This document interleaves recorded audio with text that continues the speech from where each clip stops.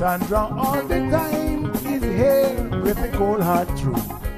She's the ears and the eyes for me and you.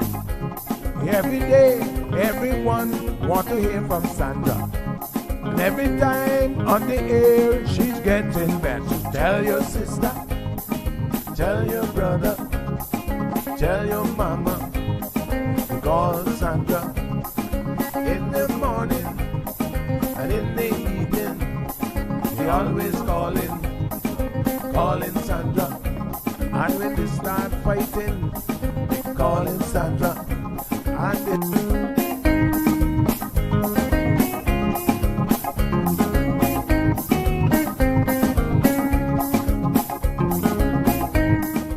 And That's right, folks. Everyone is telling their mama about the cold hard truth.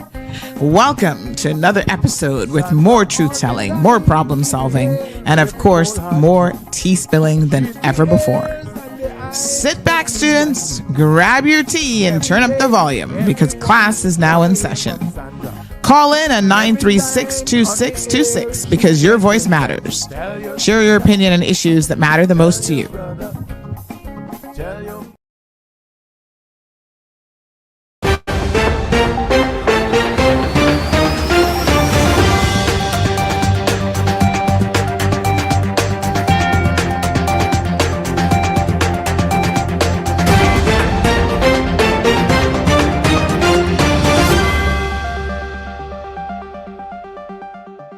Happy New Year, K-Man. Welcome to your first news headline for 2025. Making headlines this morning, the Royal Cayman Islands Police Service stepped up its campaign against rising road collisions and fatalities. The month of December recorded 4 deaths on Cayman's roadways. In an odd twist, the first 2 accidents happened on December 7th and 8th, within less than 24 hours of each other. This scenario repeated itself with 2 more lives being lost on Boxing Day, less than 24 hours of each other as well. In a statement, the police confirmed they would increase traffic patrols and encouraged people to prioritize safe driving. The police identified the last victim as 32-year-old mother of 2 Ilse Scott Patterson. It was reported that the Honda Fit was traveling northbound along Esterly Tibbetts in the vicinity of Canal Point Drive when it left the roadway and subsequently caught fire. The RCIPS has expressed condolences to Ms. Patterson's family and is urging anyone with information about the collision to come forward. Witnesses can contact investigators directly at 924-1072. In other police news, a 56-year-old Boddentown resident was found deceased on Middle Road in Georgetown early Tuesday morning, prompting a police investigation. Emergency services responded to the scene at approximately 7:10 a.m. after reports of an unresponsive male on the roadside. Emergency medical services personnel found no signs of life, and a duty pathologist later pronounced the man dead at the scene. The Royal Cayman Islands Police Service, RCIPS, deployed detectives and crime scene investigators to process the location. The investigation is ongoing. Police are urging anyone with information about the incident to contact the Georgetown Police Station at 949-2222. Customers in Cayman Brac and Little Cayman will see their electricity bills increase next month as Island Energy Ltd. Implements its first base rate adjustment in over 20 years. The utility provider announced a 5.6% base rate increase, effective January 1st, 2025, following approval from the Utility Regulation and Competition Office, OVREG. The OVREG decision was made at a meeting on 10 December 2024. Governor of the Cayman Islands, Jane Owen, has announced 2 recipients from the Cayman Islands in His Majesty the King's 2025 New Year Honors List. Loxley Banks, former Director of Broadcasting at Radio Cayman, has been awarded member of the Most Excellent Order of the British Empire, MB, for his contributions to broadcasting in the territory. Frances McInvey, head of music at John Gray High School, receives the British Empire Medal, BEM, in recognition of her service to music education. The awards recognize outstanding service to the Cayman Islands community, with both recipients making significant contributions in their respective fields. The Cayman Islands government has gazetted sweeping changes to the National Conservation Act, proposing reforms to the Conservation Council's powers and establishing a new appeals tribunal. The bill's gazetting signals the government's intention to advance it when Parliament reconvenes in late January, despite the opposition's position that it won't support controversial legislation ahead of April's general election. The proposed amendments, published in the December 31, 2024 Legislation Gazette, would reduce the Council's membership from its current size to 12 members, including 4 non-voting public officers and 8 voting members appointed by the Cabinet. The National Trust must nominate 1 voting member. A key change is the creation of a Conservation Appeals Tribunal to hear appeals against Council decisions. The tribunal will consist of 7 members, a chairperson and representatives from each district, including Cayman Brac and Little Cayman. Decisions can be further appealed to Cabinet and then to the courts. The bill also modifies how government entities must handle Council recommendations. While these entities must consider Council recommendations regarding environmental impacts, they can proceed against the Council's advice if they provide justification. This represents a shift from the current framework. Another significant change affects the Environmental Protection Fund, transferring its management from the Council to Cabinet. The fund will continue to receive 100% of environmental protection fees collected from tourists and other conservation-related fees and fines. In political news, Jewel Hides, a lifelong resident and advocate for the West Bay Central community, has officially declared her candidacy for the Cayman Islands general election, set for April 30th, 2025, as the first challenger to step forward against the incumbent, Kathy Ebanks-Wilkes. Hides brings a wealth of experience, a servant's heart, and a clear vision for her district. As Hides embarks on her campaign journey, she offers a heartfelt promise to her constituents. Help is on the way. Good leadership is on the way. I'm stepping forward not out of ambition, but because I see the hurt, the struggles, and the neglect. The people of West Bay Central and all of the Cayman Islands deserve better, and I am here to bring that change. With her deep roots in the community, a proven track record of service, and a clear vision for the future, Jewel Hides shares she is poised to bring a fresh perspective to the 2025 general election. Now, turning to some regional news stories, a nearly island-wide blackout plunged Puerto Rico into darkness on New Year's Eve, leaving about 90% of almost 1.5 million customers without electricity. By late Tuesday night, more than 700,000 clients, including Puerto Rico's water and sewer company and 16 hospitals, had power back. Luma, the island's main power distributor, stated. The blackout prompted renewed calls to address the unincorporated U.S. territory's power issues, which have persisted since Hurricane Maria in 2017. The outage prompted responses from top officials, with President Joe Biden receiving briefings and Energy Secretary Granholm reaching out to Puerto Rico's governor. Trinidad and Tobago's prime minister authorized a state of emergency. So, on Monday morning, hours after a tragic massacre in Prisgar Lands, Laventil, where 5 men were gunned down in an apartment, the killings are believed to be linked to ongoing gang warfare along the east-west corridor. President Christine Kangaloo officially declared the so based on the Prime Minister's advice, citing Section 8, 2C of the Constitution. According to a statement from the Ministry of Communications, the declaration came after the Trinidad and Tobago Police Service, TPS, advised the National Security Council of heightened criminal activity, which endangers the public's safety. The latest emergency declaration comes as authorities struggle to contain gang-related violence that has persisted despite previous interventions. The 2014 SO, which was also implemented to address criminal activity, failed to permanently curb the rising crime rate that continues to plague the nation. That wraps up your morning headlines for January 2nd, 2025. You can find these stories and more on CaymanMarlRoad.com and on our social media pages. Don't forget to join the CMR WhatsApp news channel for the latest news and traffic updates.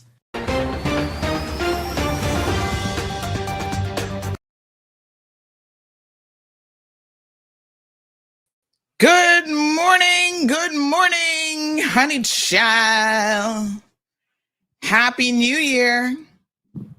How are you guys doing? Hold on, let me turn on the camera. We have an AC that's not cooling very well this morning. So big shout out to the good folks over at Polar Bear. They're going to come and hopefully sort me out. Oops. Whoa, whoa, whoa, whoa, whoa, whoa, whoa, whoa, whoa, whoa.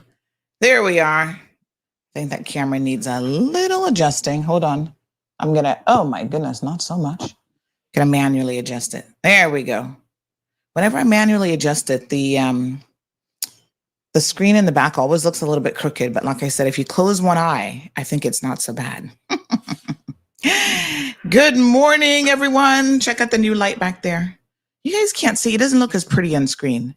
It actually changes colors and stuff. It's pretty cool. Doesn't have the effect that I want it to.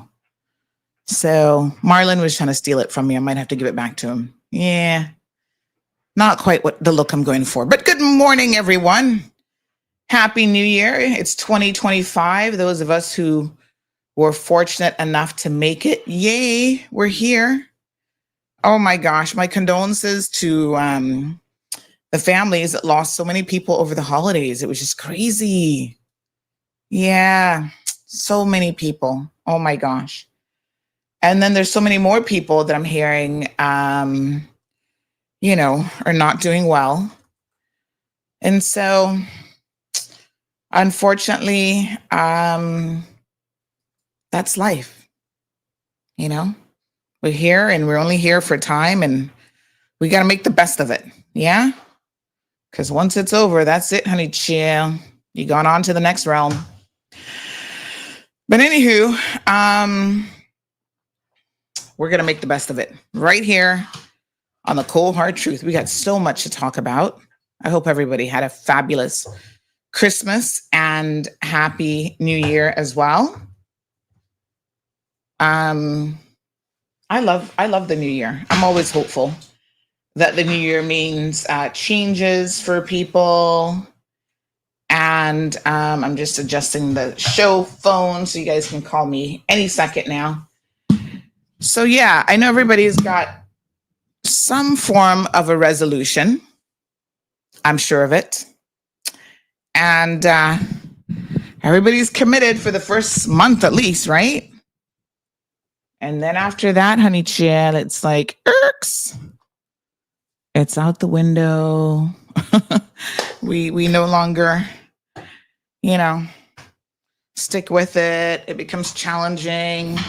We fall over that first hurdle drunk. Those of you who are, struggling with alcoholism, you're like, oh man, I made a couple weeks and then boop. I'm going to encourage y'all to get help.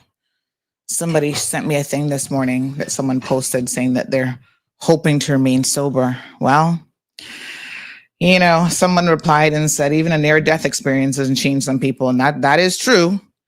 But believe me, as long as you have life, there's hope. And so I'm hopeful for anybody who is struggling with any kind of addiction, food addiction, alcoholism, drug addiction, a sex addiction, because some of y'all got that problem too. Mm-hmm.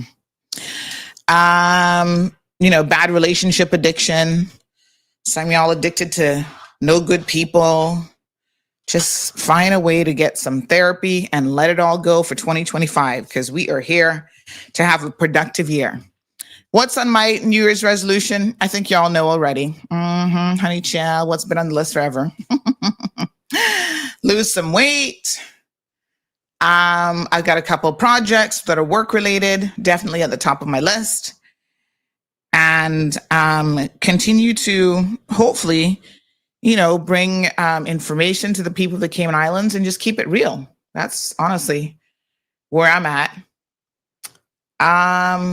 Be happy. Oh yes, honey child. I just got the video this morning. Let me send this to my graphic designer. He's going to put this together for me. Oh Lord, we get into it. As much as things change, they still stay very much the same in a new year. I can tell you all that. Wait till you see what I got to share with you here in just a second. Anyway, so how was Christmas? Christmas was good. I had a lot of food. I think you guys saw that. Oh my God, the food was amazing. We had family visiting from the UK. Big shout out to Marlon's cousin, Dwayne, and his lovely wife and children. They, first time coming to the Cayman Islands, enjoyed themselves, I think. And a lot of the food that I made, they were like, oh, I've never had this before. Ooh, honey child, can I tell y'all? In the UK, your palate seems a little bit bland and different. But to be fair, some of it was traditional Caribbean stuff, which they don't eat, like pork and stuff like that. His wife doesn't eat beef, so she couldn't try the Cayman style beef. Child, that was just more for us. That beef did not last. That was delicious. Her little boy, he doesn't normally eat beef, but I gave him some because he asked for it. And he's like, oh, in his little English accent, this is so delightful. I said, oh my gosh.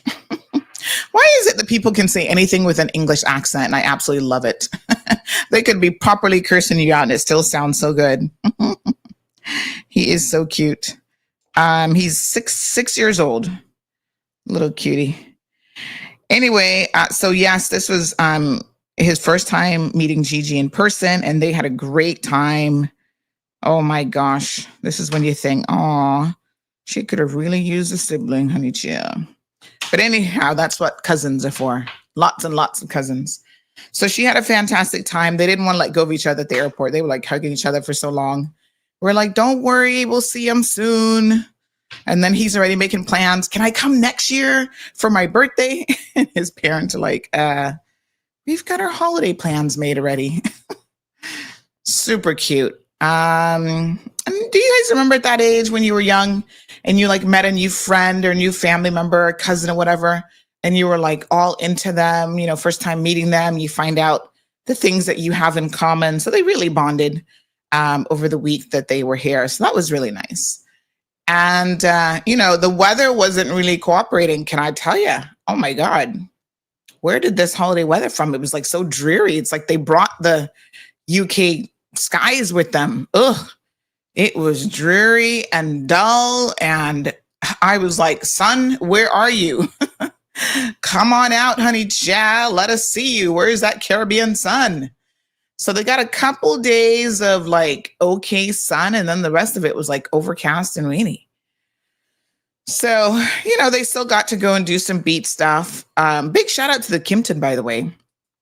We went by there for a little bit, and I didn't know that they do like a fire show in the evening. So that was a delight. I actually recorded it. I'm going to put it up on social a little bit later on because it's pretty cool to watch, actually. Very, very talented. I think the young man is at Ebanks from West Bay. Dreadlocks. Did a phenomenal job, him and the young lady. But yeah, it was very good. And so they had a wonderful time. They said it was like the best holiday ever. So, they loved Cayman. They're like, oh my gosh, Cayman is so clean and your infrastructure is beautiful and so wonderful. And, lots of positive comments. And I guess they can see why so many people come on that BA flight and never want to leave. It comes full and leaves empty. They were like, oh, your country is just absolutely London. I said, yeah, honey, chill. Let me confirm your return reservation for you. I'm just kidding. You guys know me already and my crazy sense of humor. That's not going to change for 2025. I see all the usual suspects are here. Good morning, one, and good morning, all.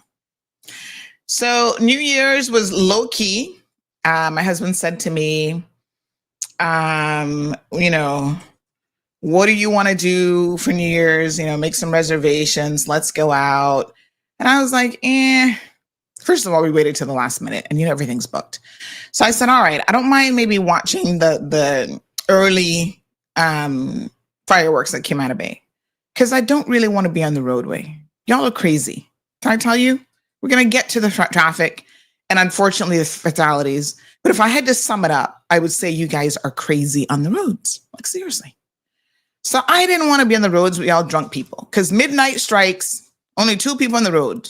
The drunks coming from parties and the church, good old church folks They went to the midnight mass. What do non-Catholics call it? We wouldn't call it midnight mass, but what is that service called if you're not a Catholic? I forget now. But you know what I mean. New Year's service. Yeah. And so, those two combinations, and I just did not want to be on the roadway. I was like, so I had a lunch meeting, and then I said to him, Marlon, honestly, I don't want to go anywhere. Watch night service. Thank you, Desert Rose. Yes. Thank you, RMR. Watch night service. That's right. So, and I think some people were saying that they were having an early service and they were going to go to that. That should be over by 9:00, and then they were heading home. It was just so crazy. So anyway, thankfully, we made it through that night with no fatalities. Praise the Lord, because it has been crazy. We're going to talk about the madness. So I said to him, can I just stay home? Like, we'll order something. I don't even remember what I had to eat. Did I even have anything to eat? I don't know. Maybe it was like leftovers or something. And I did not want to go anywhere. I did not even watch the ball drop. That's how low key my New Year was. I was in bed. I tell you what we did. I watched the new movie Wicked. Actually, half the movie watched me, and the other half I watched.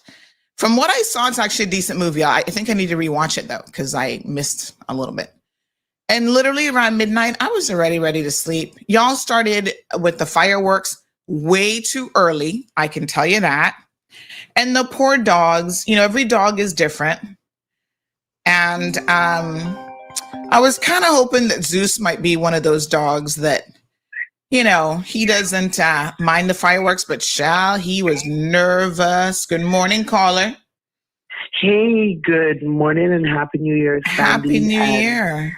Thank you, and all to Kim Ann. It is so wonderful that we've all made it through to another year in our lives. Yeah. And I'm just calling quickly because I can't be on air all morning, but I just wanted to send a shout out to the RCIPS for pretty much having their force out in full on New Year's Eve, especially along West Bay Road. It was so wonderful to see so many people out. I haven't yet taken that time to go on the beach and experience all of the fireworks, but I've seen a lot of the beautiful pictures. And, so you've never been to the fireworks on the beach? Like never. I've never.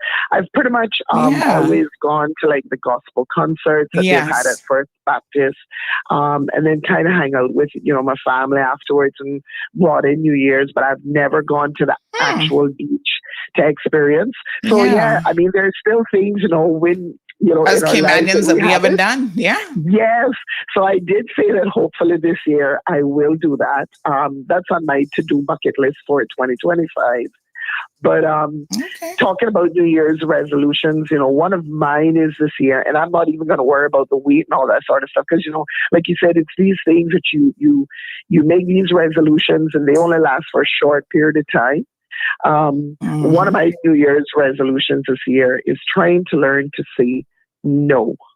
Because that's my greatest weakness. Really? Yes.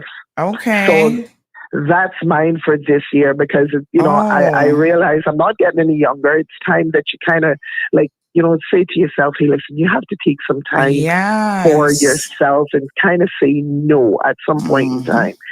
But good for you, though. Thank you. Yeah, I just wanted to say in regards to the officers that was on the road, and I actually had to call RCIPS that same night. I was coming down from Public Beach because I just basically drove through West Bay by Public Beach, and I was coming back heading to Georgetown. And when I was nearing where the governor's house is, right there by that junction where you turn to go towards Cost You Less, I noticed like the cars, the two lanes, come in from town. Well, you got one lane coming in, you got the center lane. I noticed like there was a bottleneck right in front of the governor's house and people were just, turning, going towards Cost You Less. Honestly, I never saw that there was a officer there in the middle of the road trying to divert the traffic because there is not a direct pole right there that would have lit the officer up. And the reason why I'm saying this is because she was dark police officer. She had on like, I don't know whether it was dark navy blue or black pants and a shirt. She didn't have any reflective vest on, and she never had like the lit wands, you know, that you would use to direct the traffic. And I thought, what in the world is happening right there? Because I saw the bottleneck with the cars trying to turn, and it was only when I came literally up on top of her and I clapped brakes, and I'm like, Miss, I goes, this is not safe at all. I hold my window down. I told her, I goes, you know, this isn't safe for officers to be out here without a reflective vest or even having those lit ones. So I did call the station afterwards and I said, hey guys, you know, you guys need to have officers, you know, out there with safety, you know, whatever they need to have on that people can see them in the middle of the road where it's dark. Reflectors. They definitely should. Exactly. But just wanted, you know, to send kudos out to our RCIPS officials. They, you know, to make sure that we were safe at least for the remainder of the year. And I didn't hear of any more accidents or major situations. And just want to say to our Caymanians, you know, or just to the general public, just be safe out there on the streets.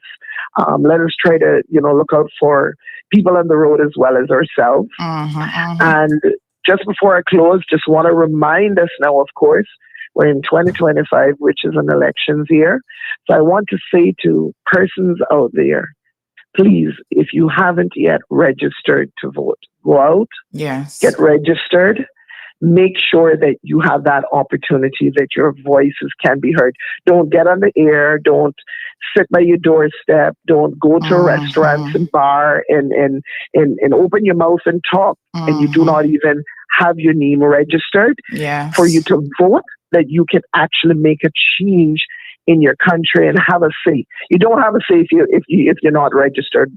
And then furthermore, it's one thing to be registered, but go out and actually vote. Well, listen and learn before you even vote. Yes. Yes, absolutely.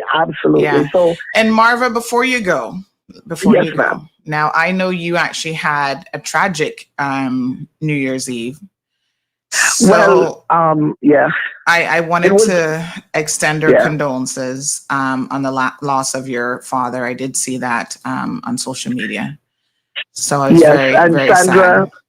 Thank you for that. He didn't pass this New Year's Eve. It was this was just a remembrance of him passing before. It was just a remembrance of him. It was, you know, this is something that hit me 7 years ago, really, really hard.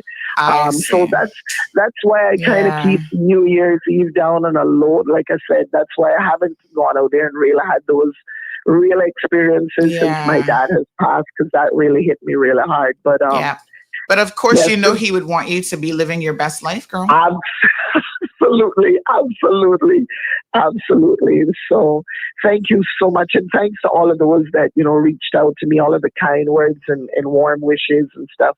The sympathy, you know, notices and notes that was left on Facebook. But yeah, my dad was a wonderful dad. And you're right. He wants me, and he would have wanted me to be living my best life.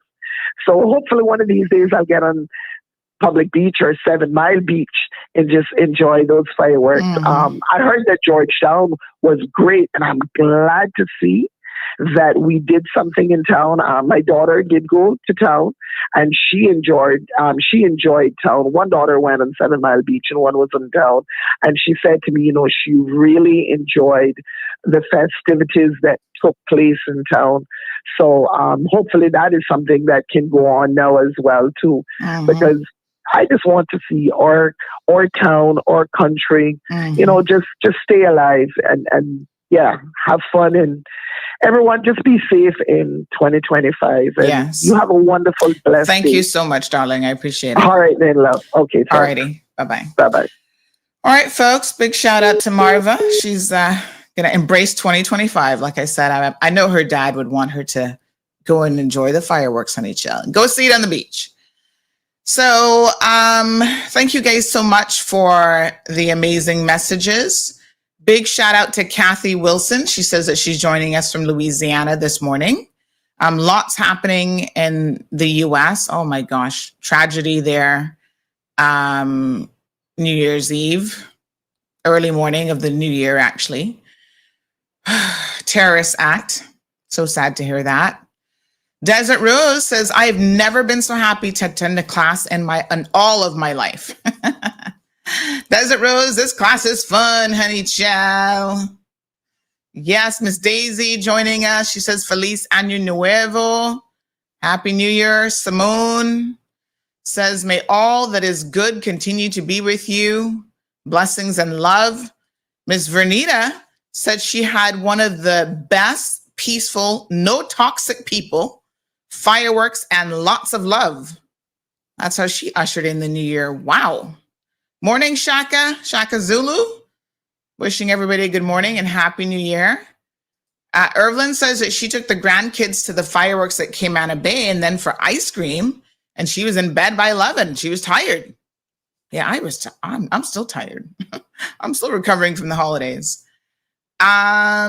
So yeah, I was like, let's just be low key. So we ended up watching a movie. We didn't watch the ball drop. Gigi kept, okay, so let me tell y'all, she kept saying that she was going to stay up until midnight. But last year she said that too, and she didn't make it. Trust me.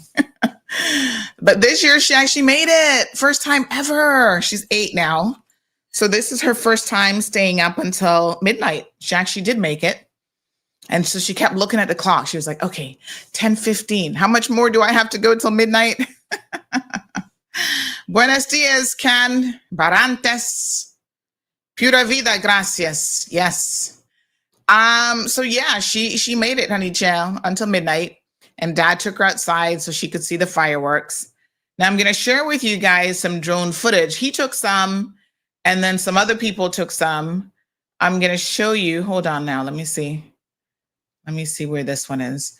I got some beautiful footage. Big shout out to Paul over at, Paul is over at, hold on one second. Let me find out where this is. Paul is over there at Cayman Airways. And Paul has a drone and he took some footage. And those of you who got drones for Christmas and you've lost them already, yikes. Honey child, you gotta take care of those things. I'm afraid to fly a drone because I'm one of those people that probably would lose it within 5 seconds. Like, where did it go? I can't see it in the sky. Marlon got a new one for Christmas as well. Santa bought him a drone. So he was out there, but the footage from this one, because this guy was, we didn't go anywhere. So he was taking drone footage from where we are. You could still see the fireworks, believe it or not, all over the islands. Pretty cool. But check this one out. Look at that. A little music to it. Hey.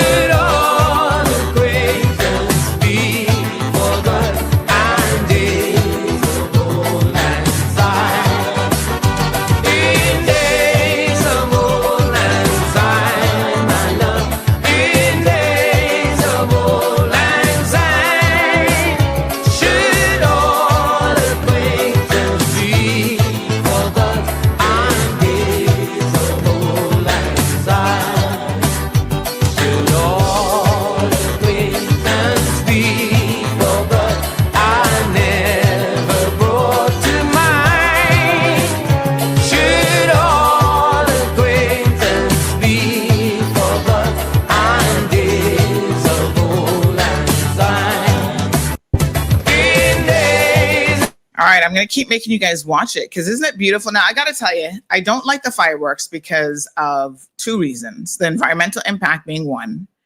And number 2 is the poor dogs. Oh my God. It drives the poor dogs crazy. They can't take the noise, a lot of them.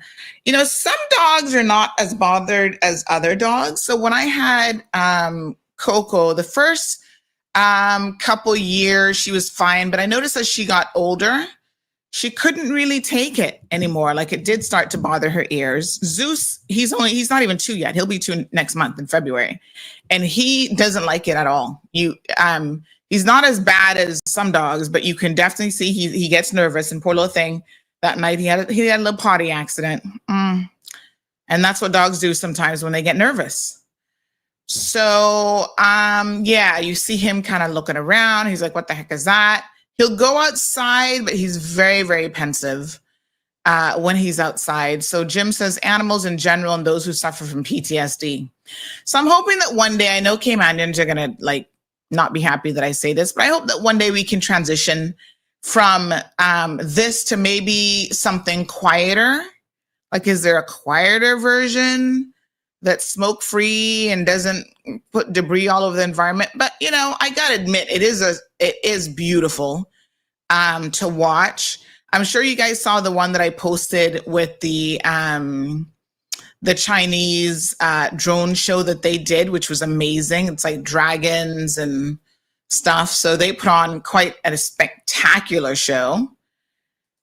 So maybe one day, but Caymania's like, honey, child, don't you mention nothing about that. We want our fireworks. I'm like, oh, Lord, we'll progress. But isn't that gorgeous? Look at that.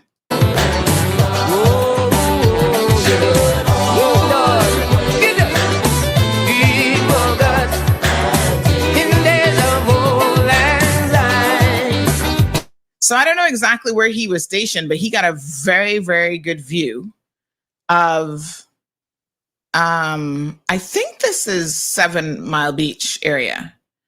And so, yes, they were popping off. And some of y'all started early. Can I ask you why? Why are you starting early with the fireworks? Like, seriously. It ain't necessary to start like the day before. Really? And then days after, y'all like, oh, well, I still have fireworks left. So let me just keep going with it. I was like, Lord Jesus, take the wheel, take the bus, take it all. So this is so gorgeous. I absolutely love it. Big shout out to Paul there, Paul Tibbetts of Kim Airways. Now, this was what Marlon captured from our backyard. And again, we're all the way in Savannah, Lower Valley. But you could still see around the island. Man, that drone goes way up in the sky. You can barely see it when it's all the way up. But look at this. He still caught quite a bit, considering our location. Pretty cool. So Paul also shared some of his photos with me.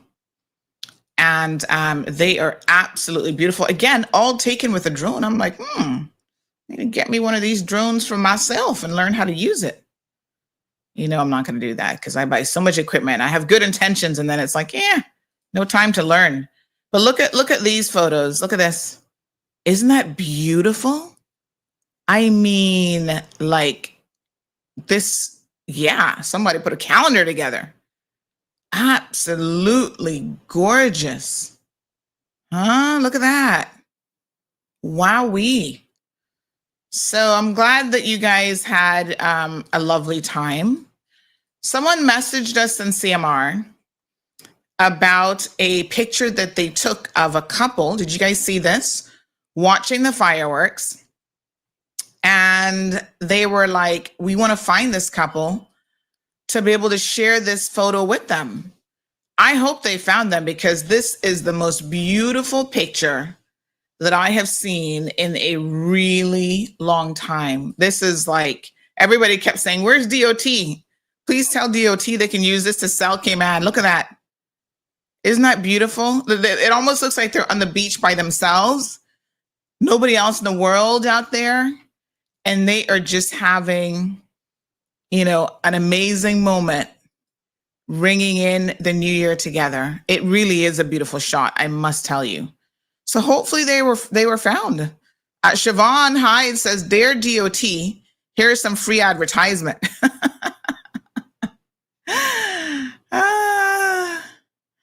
Stuart Bostock had a funny comment that made me laugh. He said, OMG, hopefully they are a couple and you haven't just captured them in a photo they didn't want public. Well, Stuart, you don't go out on New Year's Eve like that, honey child. And,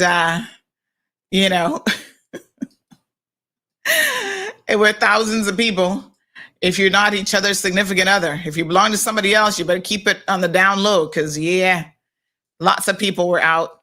So of course somebody had to take it to the next level, because that's how y'all are. Y'all are just like that. And so they turned around and put some little text to it. The guy says, nobody noticed us. They just keep looking up to see the fireworks. And the woman says, are you sure nobody's going to see us? We we could end up on Mall Road. Oh my gosh, y'all are just too funny. Keep bringing the humor for 2025, honey child. What is life without a good moment of laughter? So listen, when I tell you that thousands of people have definitely seen that picture, I kid you not, it's kind of gone viral and people love it. Everybody's like, oh my God, this is like the best picture ever. So hopefully the couple, saw that somebody was looking for them, because now over 84,000 people have viewed this picture. So somebody in Cayman at this point has told them that, hey, you made it to Mall Road. 79% are followers, 21% non-followers. So even if they don't follow CMR, they might be in that 21% that have seen the photo. You can imagine over 84,000 people have seen this photo on Earth's Facebook page alone. That's not even Instagram.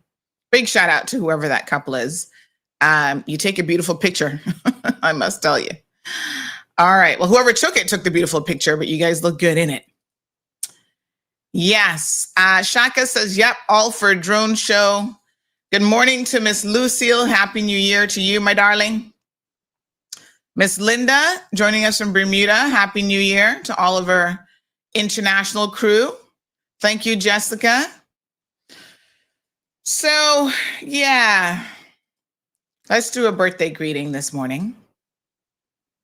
A few people celebrating a birthday. So we have none other than Dr. Darley Solomon. Hey, cuz. I'm going to claim him as a cuz because that last name Solomon, we probably are family. So he's celebrating a birthday today. Happy birthday. Wishing you all the best on your special day. Enjoy it to the fullest. He's a doctor, of course, making Caymanians proud. Yes, honey child. Don't forget, we have a toll-free number now. If you're a Flow customer, 936-2626. Call and tell me all about your New Year's resolutions if you'd like to. That means we're going to try to hold you accountable. Y'all might not want that, honey child. You're like, Sandy, are you crazy? I don't want you to know what my New Year's resolution is. All right, beautiful. Hi, Miss Debbie. Happy New Year. She says Happy New Year to Zeus. I think he's lying down. He's not in the studio today. He's been a good boy. All right, let's move on. So the break, because I took off since the 23rd, was chock full of drama. First of all, can I do a shout out to Ozzy? Where's Ozzy this morning? Ozzy, hello, sir. Ozzy Barden, thank you. I had a few straggler gifts that came in. And so my mailbox people, the last time I was there, I had a few pieces, like I had an extra duffel bag, an extra suitcase. And I said, hey, I'm just going to leave them with you because God knows eventually I'll need you to send it. They're like, okay.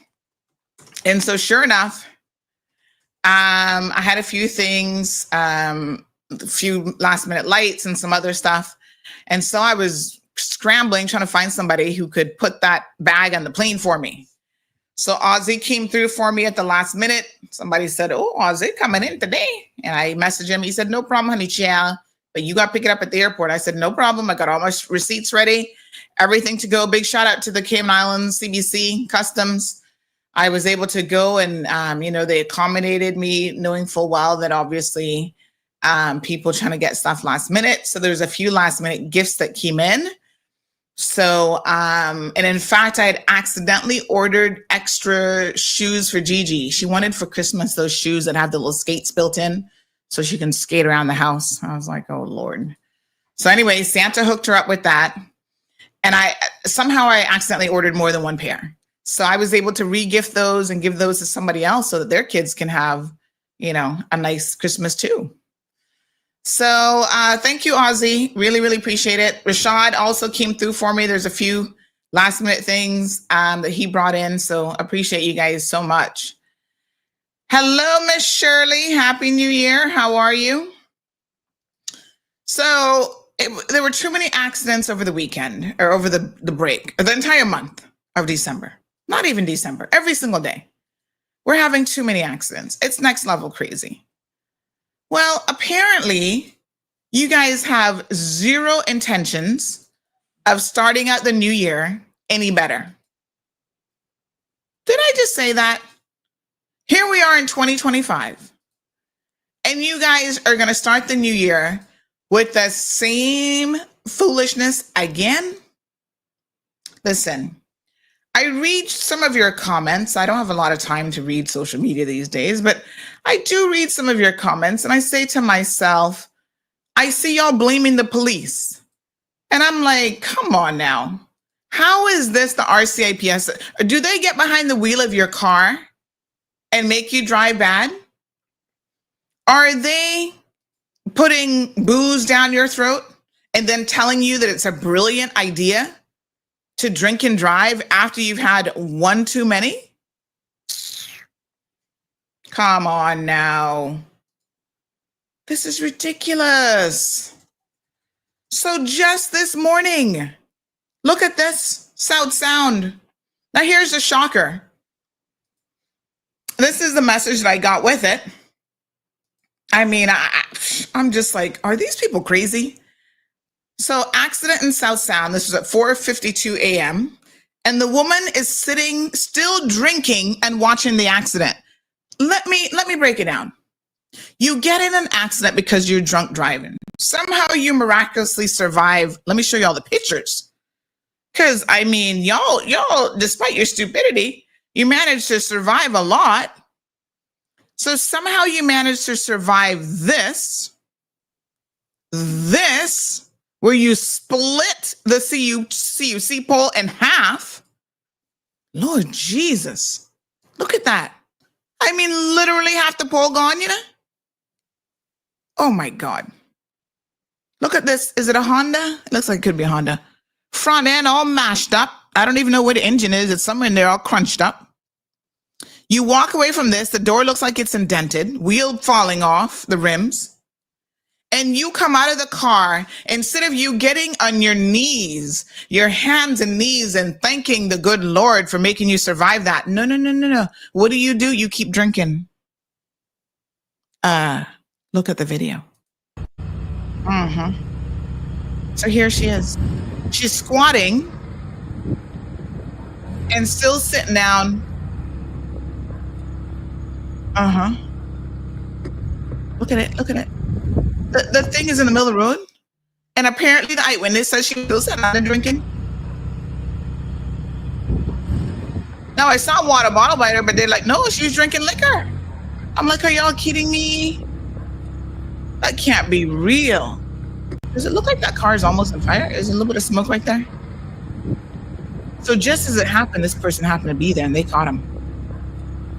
Yeah, it looks like, is that a little bit of, or is that the light? I'm trying to see what that is. That's probably just the light. But look at the light pole, honey child. The wires hanging out in the street. No, sir. Oh my God.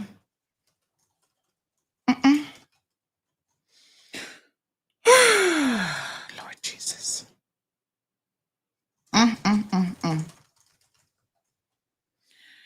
Well, I guess she was the only person in the car, and she survived to live another day to probably end up doing it again. Sure. So what's the solution, folks? I mean, it's just, y'all are just too reckless. I mean, what do you want the RCIPS to do? What can they do that is going to curtail? And I heard Miss Marva said she was really glad that they were out in full force. I think all of us were happy about that for sure, because clearly they needed to be. But at the same time, let me just suggest that just a tad. But at the same time, folks, let's be real here. The RCIPS, I think they have other crimes and stuff that they need to be working on.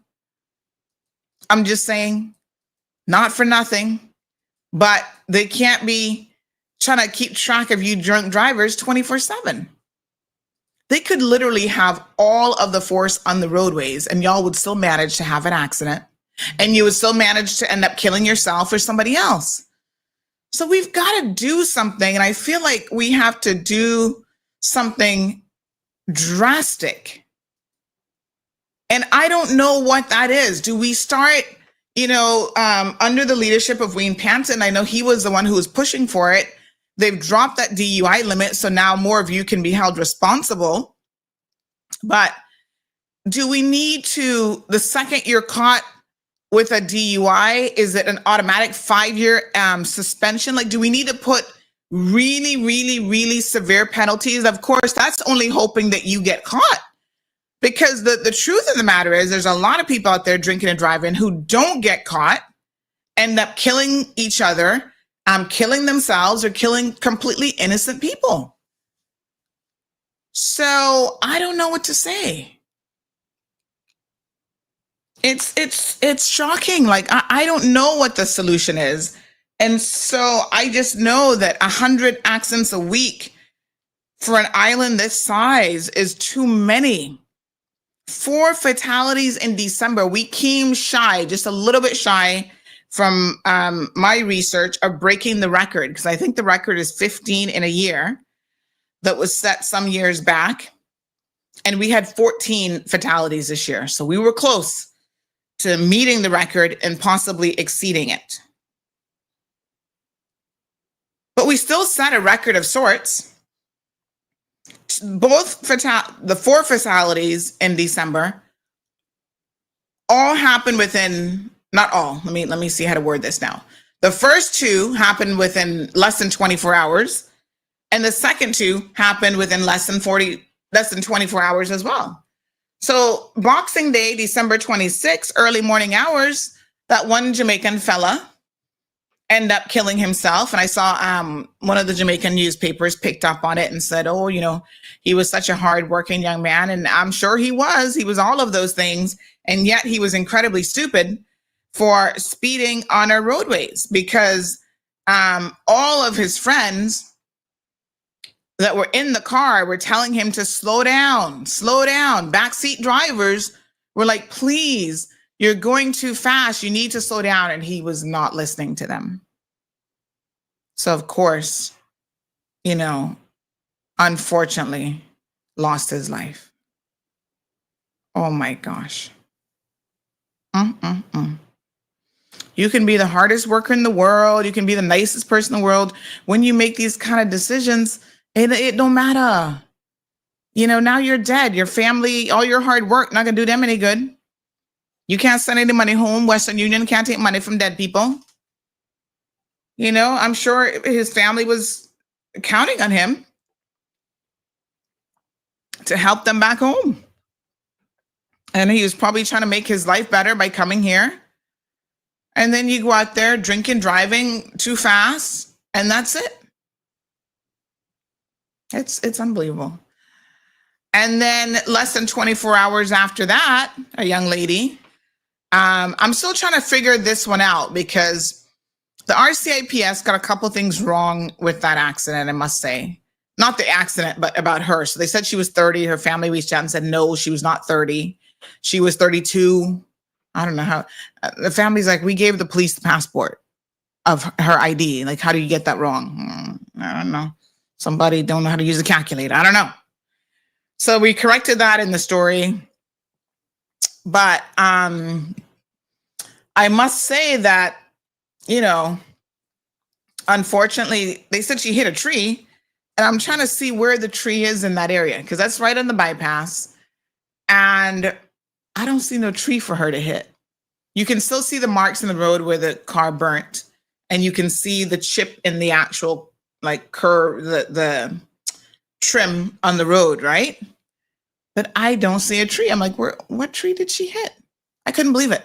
That was the day I was at the Kimpton. I started getting all these messages and video of this car on fire. And I'm like, what the heck is this car doing on fire? And people are like, Sandy, another really bad accident. I said, Lord Jesus, you've got to be kidding me.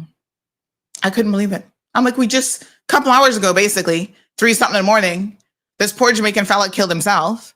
And now another bad accident. And it wasn't long that I found out that it was a fatality. May she rest in peace. Very, very sad.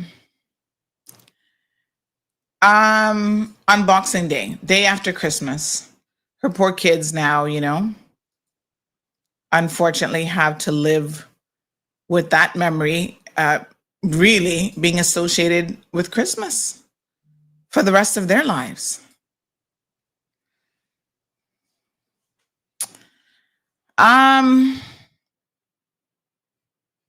It's just incredibly sad. Now, some of you sent me the footage. What happened to her? She didn't actually, I know the vehicle caught on fire, and I think all of us saw the fire, but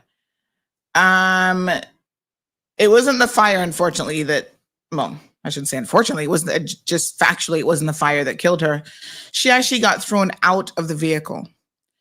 So I do want to take this time to remind all of you to please, wearing your seatbelt is actually the law.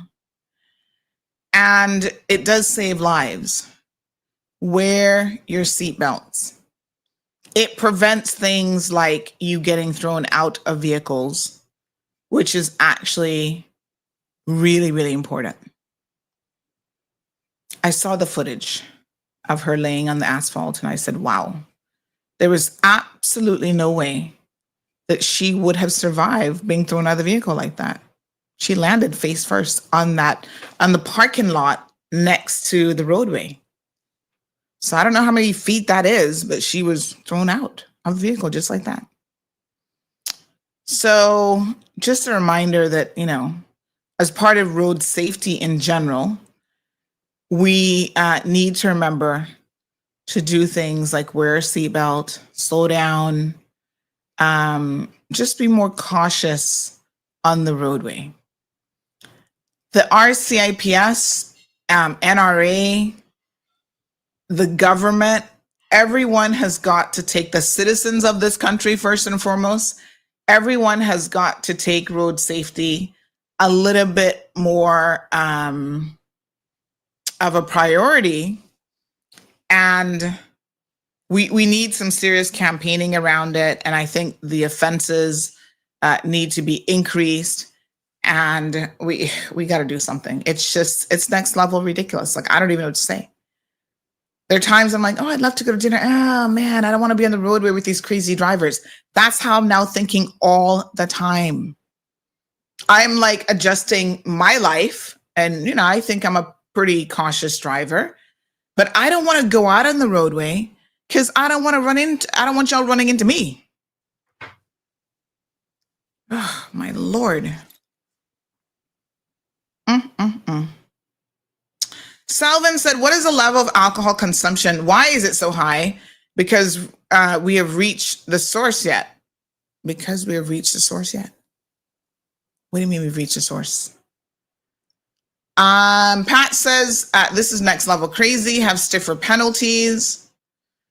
Ms. Wanda says that looks like Ms. Mary Thompson's house. The wall was just rebuilt from someone else who hit it a few weeks ago. That's what I was thinking. I'm like, that wall is always getting hit, actually. Morning, Johan. He got the best Christmas gift ever. A whole container full of brownies, honey child.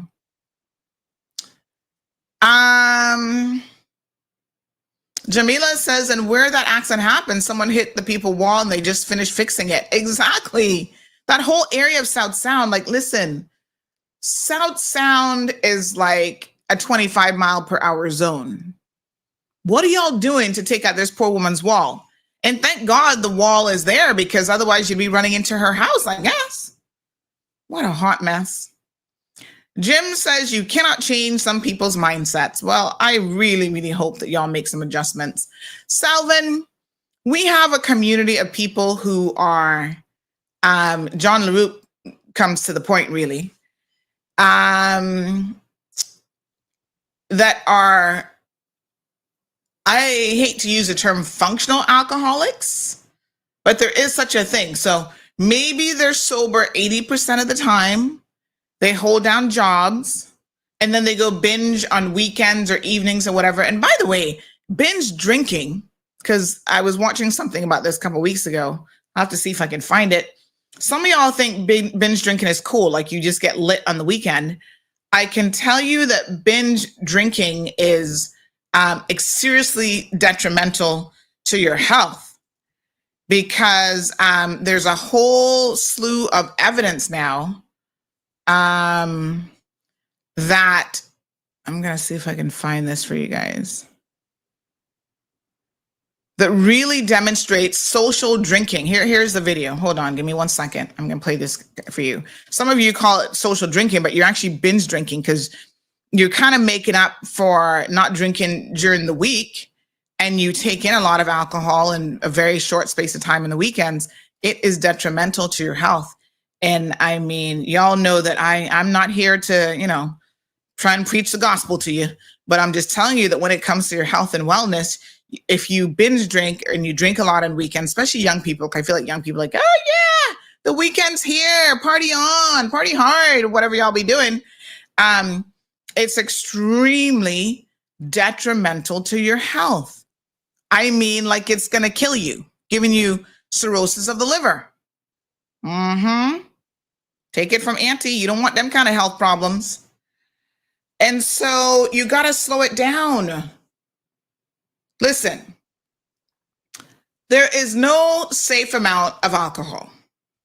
However, I know y'all not gonna stop drinking entirely.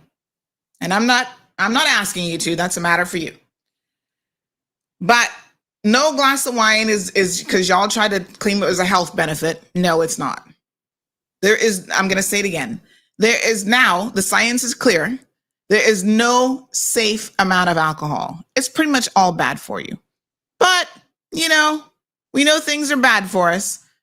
But if you're moderate enough for it, the health risks are, I guess, minimal, and you're willing to take your chances. 1 or 2 glasses a week. But some of you sit down and have 1 or 2 glasses a day or more. So it's killing you. And as they say, sometimes you choose your poison. That's entirely a matter for you. But let me show you this video of this woman who thought, oh, I don't have a problem with alcohol. I'm not an alcoholic. 21. I was in for a shock. A blood test for tiredness led to a liver scan. The results revealed my social drinking habits were on the brink of doing permanent damage to my health. In your case, we worked out that we felt this was most likely to be alcohol, and if you continued to drink, then I was worried that you were going to go on and develop cirrhosis of the liver. So the most important thing for you at that time was to stop drinking. I remember walking through this park and thinking, God, I can't believe I've done this to myself. Otherwise fit and active, I mostly only drank at weekends, but it turned out what was normal for me, doctors would define as a binge. Binge drinking, people have a vision of people sprawling out of bars and clubs and, falling around by bus stops. That's not what we mean biologically. What is a binge? So for a woman, it's 6 units of alcohol at one sitting. If you have 2 large glasses of wine, and you're a female, you're at your limit. Binge drinking on its own, even with a weekly consumption less than 14 units, will increase your risk of liver disease. What we're seeing is a huge proportion of younger individuals who present with liver disease and liver failure, sometimes as young as 20.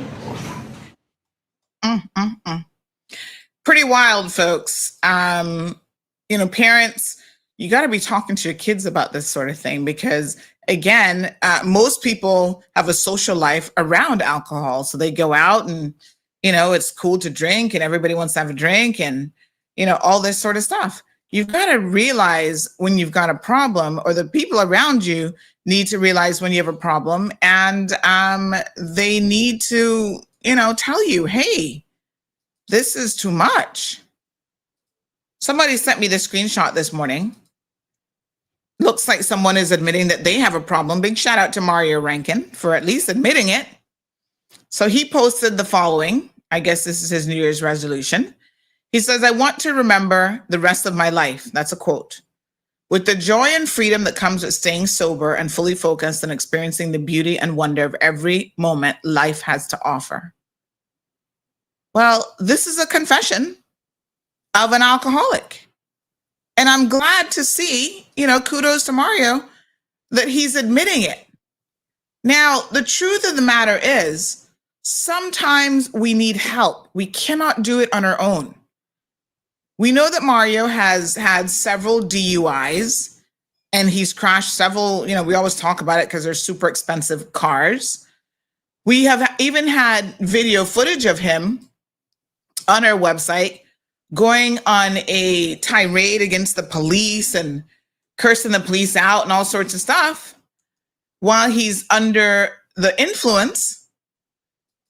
That's normally a fairly good sign that you have got some issues. And, there is something going on with you that you probably need professional intervention. Back in November of 2021, we saw this drunken video of him where he was, going on and on and on and on, cursing out the police and doing the most. And that's not normal behavior. And so I want to applaud him this morning for recognizing in the new year that clearly he has a problem. And now what you have to do is recognize that maybe you can't do it on your own. You've expressed that you want to stay sober so that you can remember things. You can remember your life. Contact Alcoholics Anonymous. I'm assuming they're still in operation here.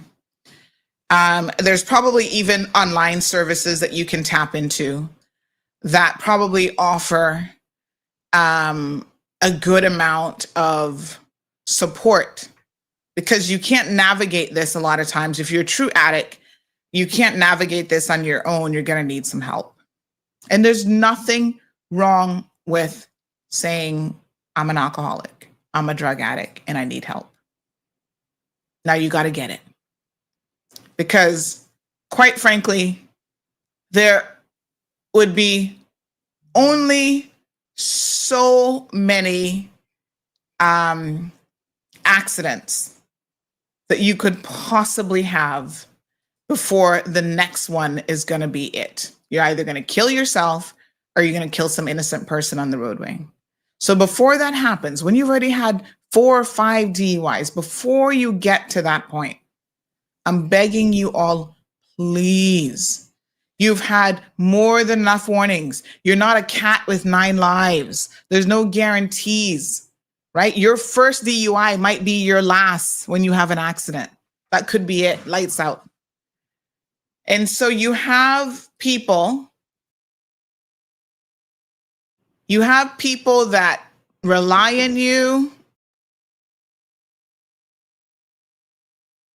You have people that rely on you that that love you and all this sort of stuff, that you really, you've got a reason to live is what I'm saying. He's got kids, he's got a wife, couple girlfriends, whatever. These people care about you. So don't make stupid decisions that leave those people with a lifetime of, regrets and question marks and, why couldn't dad or mom not drink that day, or why were they driving recklessly, or, oh, Lord have mercy. Gigi, good morning. Says the RCIPS should fine them and put them in jail for at least a week and take away their license so that they learn. Gabby says, I can imagine the amount of people calling in sick today.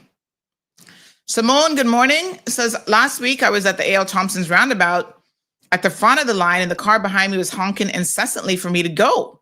Clearly, the way was not clear for me to go. My God. Ugh. Such horrible, impatient drivers. Oh, my gosh. Morning, Miss Yurleen. Pat says require defensive driving classes that include gruesome videos and photos, more reality checks for all drivers. I agree.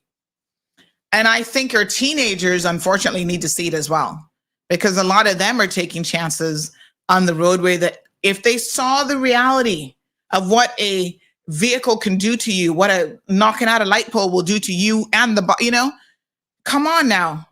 You see that car, this mangled car, that is nothing compared to if that was your body that split a light pole, you dead.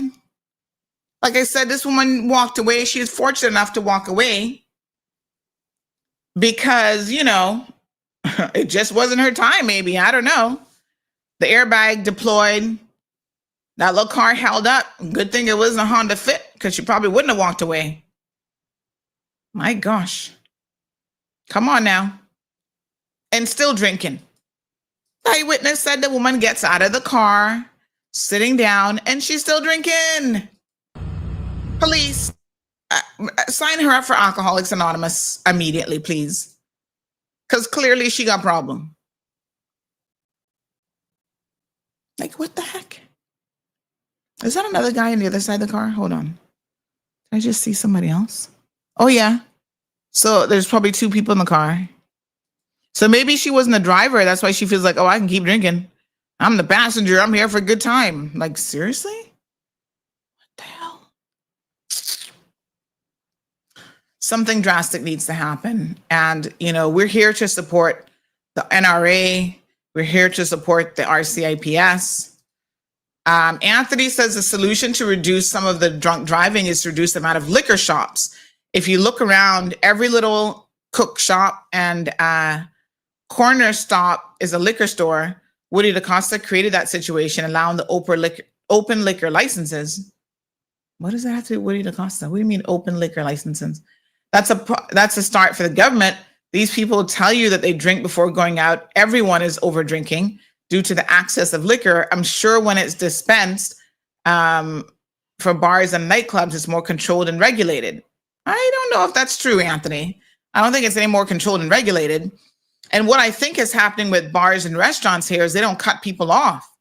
So instead of them telling people, no, you've had too many, a lot of these bartenders, they should be paying attention to how much they're serving. They don't do that because that's not the law here. Seems like you can just serve people forever and, they just keep going. Good morning, caller. Good morning, Sandy. How are you? Good morning, honey chill. How you doing? I'm all right. I just want to wish you, first of all, a happy new year and all the blessings that come with it. Thank you, sir. What's on your mind? What's on my mind? What you talking about? Mm-hmm. And I haven't got all of the pieces for the puzzle put together, but I'll just pose a question to you. If the water company has a broken line, they should be responsible to fix it if it's coming from the company line? Yes. Good. Very simple. We can talk till Christ come. But when we're talking about these people that is consuming alcohol, like never before, we need to find a way and put pressure on these distributors from the wholesale to the retail. I mean, if somebody's selling drugs, they go and they grab them up, but alcohol, because he's a big Mr. Me or he's a contributor or a distributor, he can do as he likes. That is where the problem starts. There has to be something done that people are not so free to just get alcohol and consume it and drink it. So you can say anything about the police or say about the individual that is drunk or cause it, but it has to go to the key where it is coming from. Where the water is leaking from, that's where you have to start first and overhaul that and see what we can do about that. Thank you very much for listening to me. Thank you. And we'll give you the rest of the ideas later. Thank you so much. I appreciate it. All right. So this is a good question. I mean, he's thinking pretty much the same thing as Anthony, is that if you control the number of or the amount of alcohol that people have access to, that somehow that will curtail the number of DUIs. Well, I'm not so convinced personally. You guys heard of prohibition? You know what happened when they put prohibition in place? All you did was foster illegal sales, bootlegging, and everybody in their backyard trying to make it themselves. So is the answer really to make this a dry state as much as we can, eliminate bars and eliminate alcohol distribution, and you can't go to the store and buy a bottle of wine? Good morning, caller. Good morning, Sandy. How are you? Morning, dear. Happy New Year. Good. Happy New Year to you. So I'm looking forward to using my complimentary executive health check that I won a few weeks ago. Yay! I'm going on Saturday for mine, honey chow. Gonna get checked out for the new year. That's how I'll be starting my year. So hopefully that I don't have to stress out the entire year after the results. Good. But, you know, I saw some disturbing footage. You know, when you're scrolling on the screen of doom sometimes, and it was a young lady, and I'm hoping she was just being extra, but I doubt if she was. There's always truth. There's always truth to some things, and she made the comment of like, how do I cope with the stress of living in Cayman? Oh wow! And you know, a lot of comments were like, oh, well, then go back home or things like that. But it's like everyone's feeling it, whether you're from here, from there, wherever, you're here for a purpose. Help yourself or your family to advance. And she made a comment that she's just drunk. When she's not working, she's just drunk. Oh my God. And I feel like, you know, it's not like anyone coming here is coming to a sober nation. Like, we have had issues of alcoholism forever, to the point where it was almost normal. What would it be? Made normal. Yeah, it was normalized. Yeah, expected. And oh, he's just a drunkard and and the usual. And but we do have a lot of young people coping that way.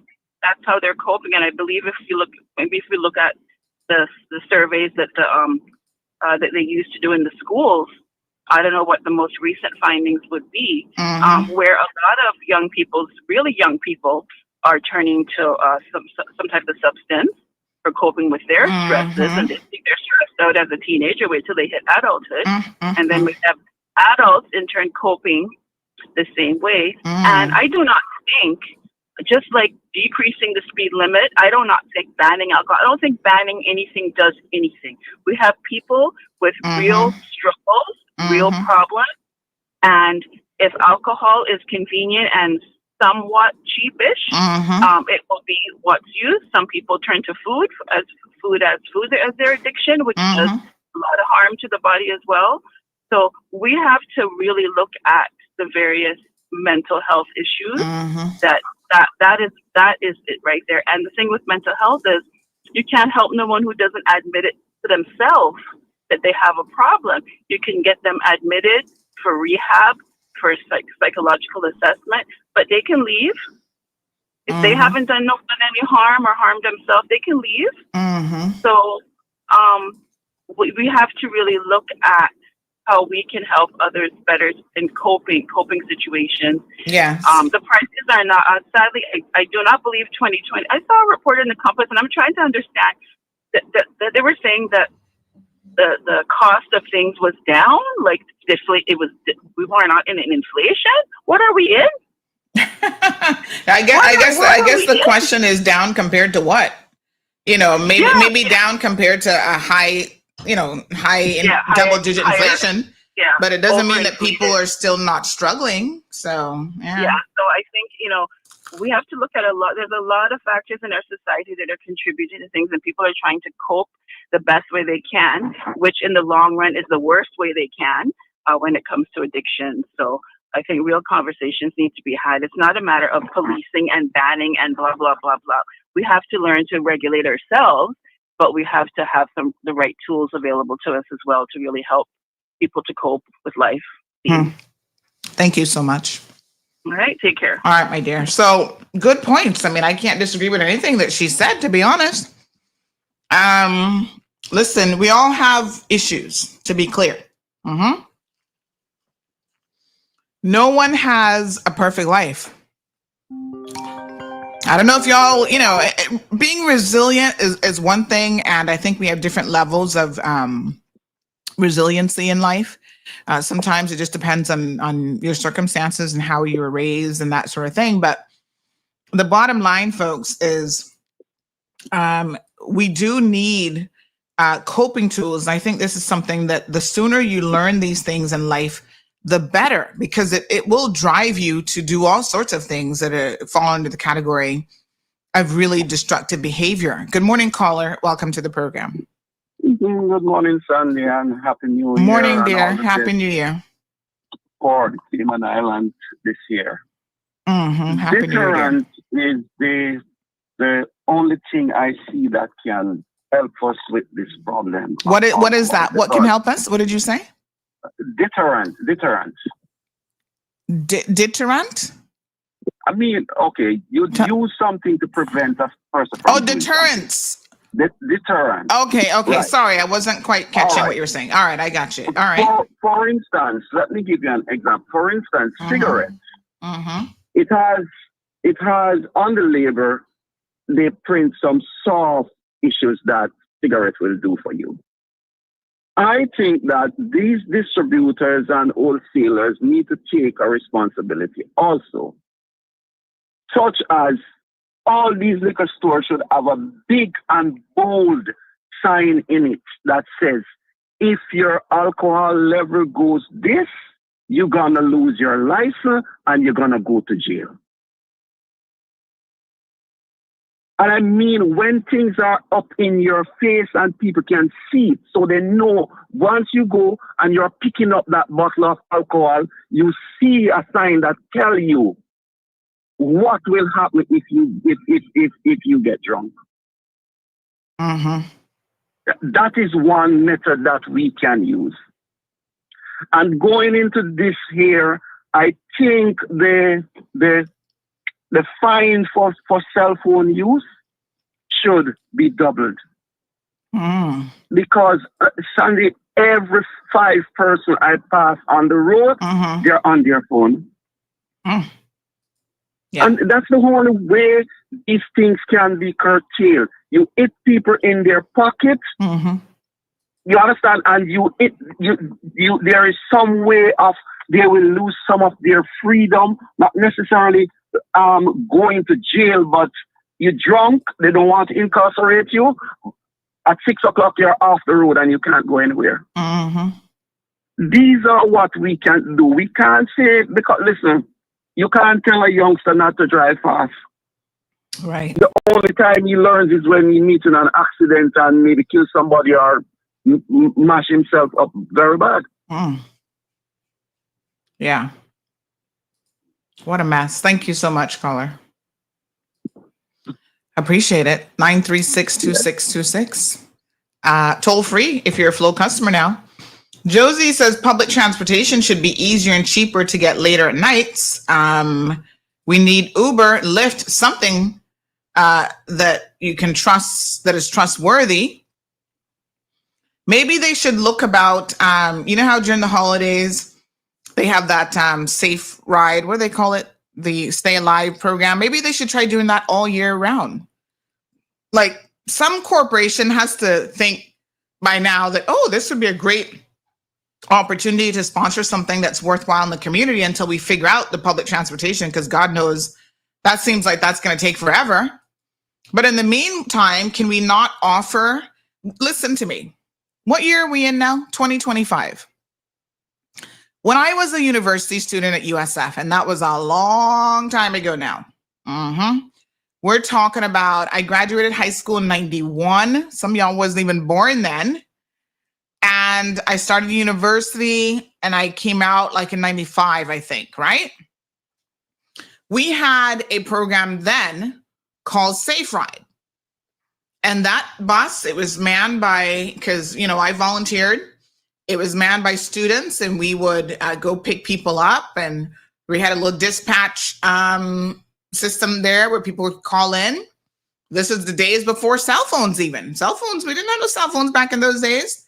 But you'd call and say you needed a ride from such and such a bar, and the little van would drive around to the bars surrounding the university and give people a safe ride back to campus or any of the adjoining, because, a campus like that, a university campus, at the time, over 30,000 students, a lot of people were living around condos, like surrounding the campus. They would drop you off to your condo.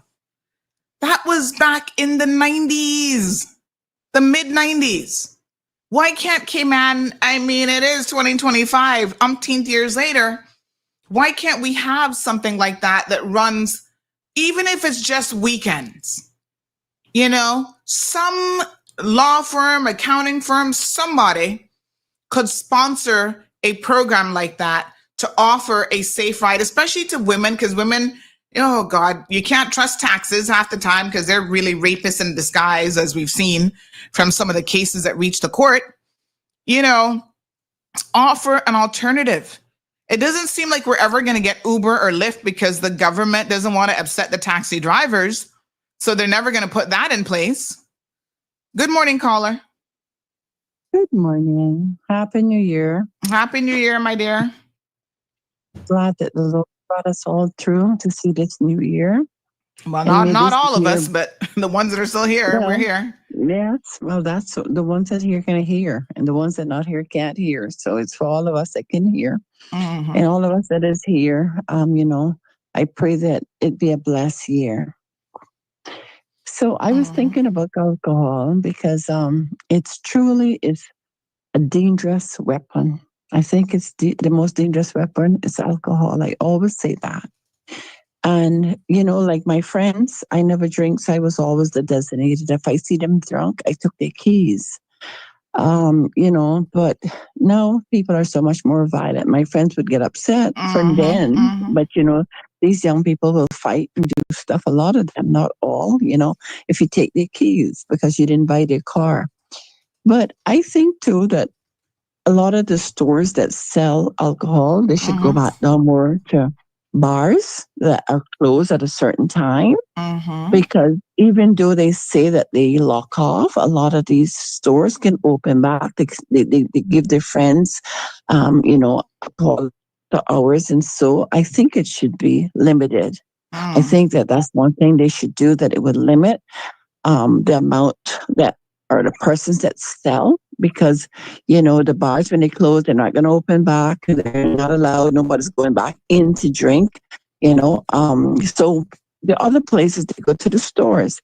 This one that sell here, that one that sell here. They're going to all of these liquor stores, especially not the ones that are so established. You got some that's really established and running a business. You got some of the little corner stores and stuff that sell alcohol. And I think it should not be sold in there. I think that will also help, and it will control, because some of the workers that are there, they're going to give their friends when they come. They might hide it and put it in a bag and set it up for the hours and all of this. So they continue to drink. But when it's a cutoff time, I think it will help them, in a sense. So I think that's one thing they can look into, because I think when they get that taste of alcohol, it's so terrible for people to get it out of their mouth. It's sad, but it's true. I've never tasted it, but just how I see people are consumed by it. And people that I know, Yeah, no, I'm listening to you.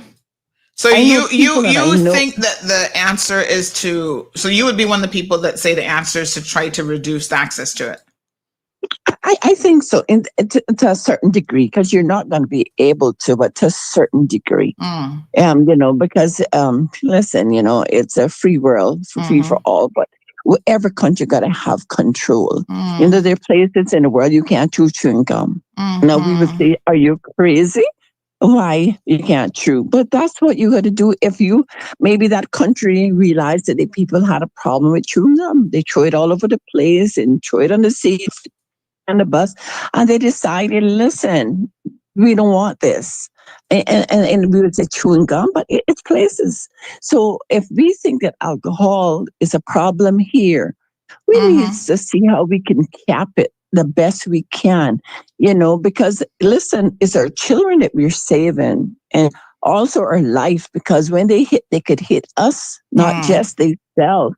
So we're trying to save, we're trying to see how best we can. And we're small, we're not a big place, So I think we're easier to get control, in a sense. So I think that's one way. I'm one of the ways we can help. That's not the only solution, but I think that's one of the solution, because once you've got your friend, hey, I can check you, put 6 down for me on the side or something, and I come in and and they don't realize, because they're friends. And, friends do things sometimes that is not always good for friends.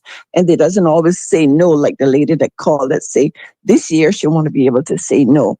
I've been struggling with that myself for years to say no. But I have been getting better. Last year I was better. They sometimes I had to look in the eye and say no. And they said, why? I said, I don't have to give an explanation, but it's no. So I think that's one way that we might be able. And also for friends to get a designated driver, and they go out, like maybe 5 of them, and the one that don't drink, let's ride tonight, and do that sort of thing. I think that will help us. So that's Thank just you my so much. take. I appreciate You're it, my welcome, dear. honey. All right. Yeah, some good suggestions. I must tell you though, I, as someone who's oftentimes been the designated driver, at a particular age, I'm done with that. Listen, I ain't going out partying with you all, because I'm in a different phase of my life. And this is where I want to talk about personal accountability, because I do hear a lot of you, the bars and restaurants. And I'm saying, yeah, okay. Yeah, they can, I believe the bars and restaurants can say, all right, you've had enough. We're going to cut you off. But the bigger question here, and what I don't hear people saying, is at what point do we say that individuals have to take personal accountability for their own behavior? Because I am telling you, without fear of contradiction, quite frankly, because I told you guys, I'm pretty sure that my father was an alcoholic. If someone is determined to drink and to get alcohol, there is nothing in this world that you can do to stop them. Right? So I'm 51 years old, y'all. I ain't being nobody's designated driver anymore, except my husband. If I go out with him, or if we're out with friends and, I see something, I'm not going to be riding with you because you feel like drinking for the night and don't know how to control yourself. I'm sorry, but I'll be home, maybe trying to catch some sleep into 2026, or, I don't know, watching BBC News or something. Yeah. So you all who enjoy drinking need to take greater responsibility. If you have a problem with alcohol, like I said, sometimes you're not recognizing it yourself.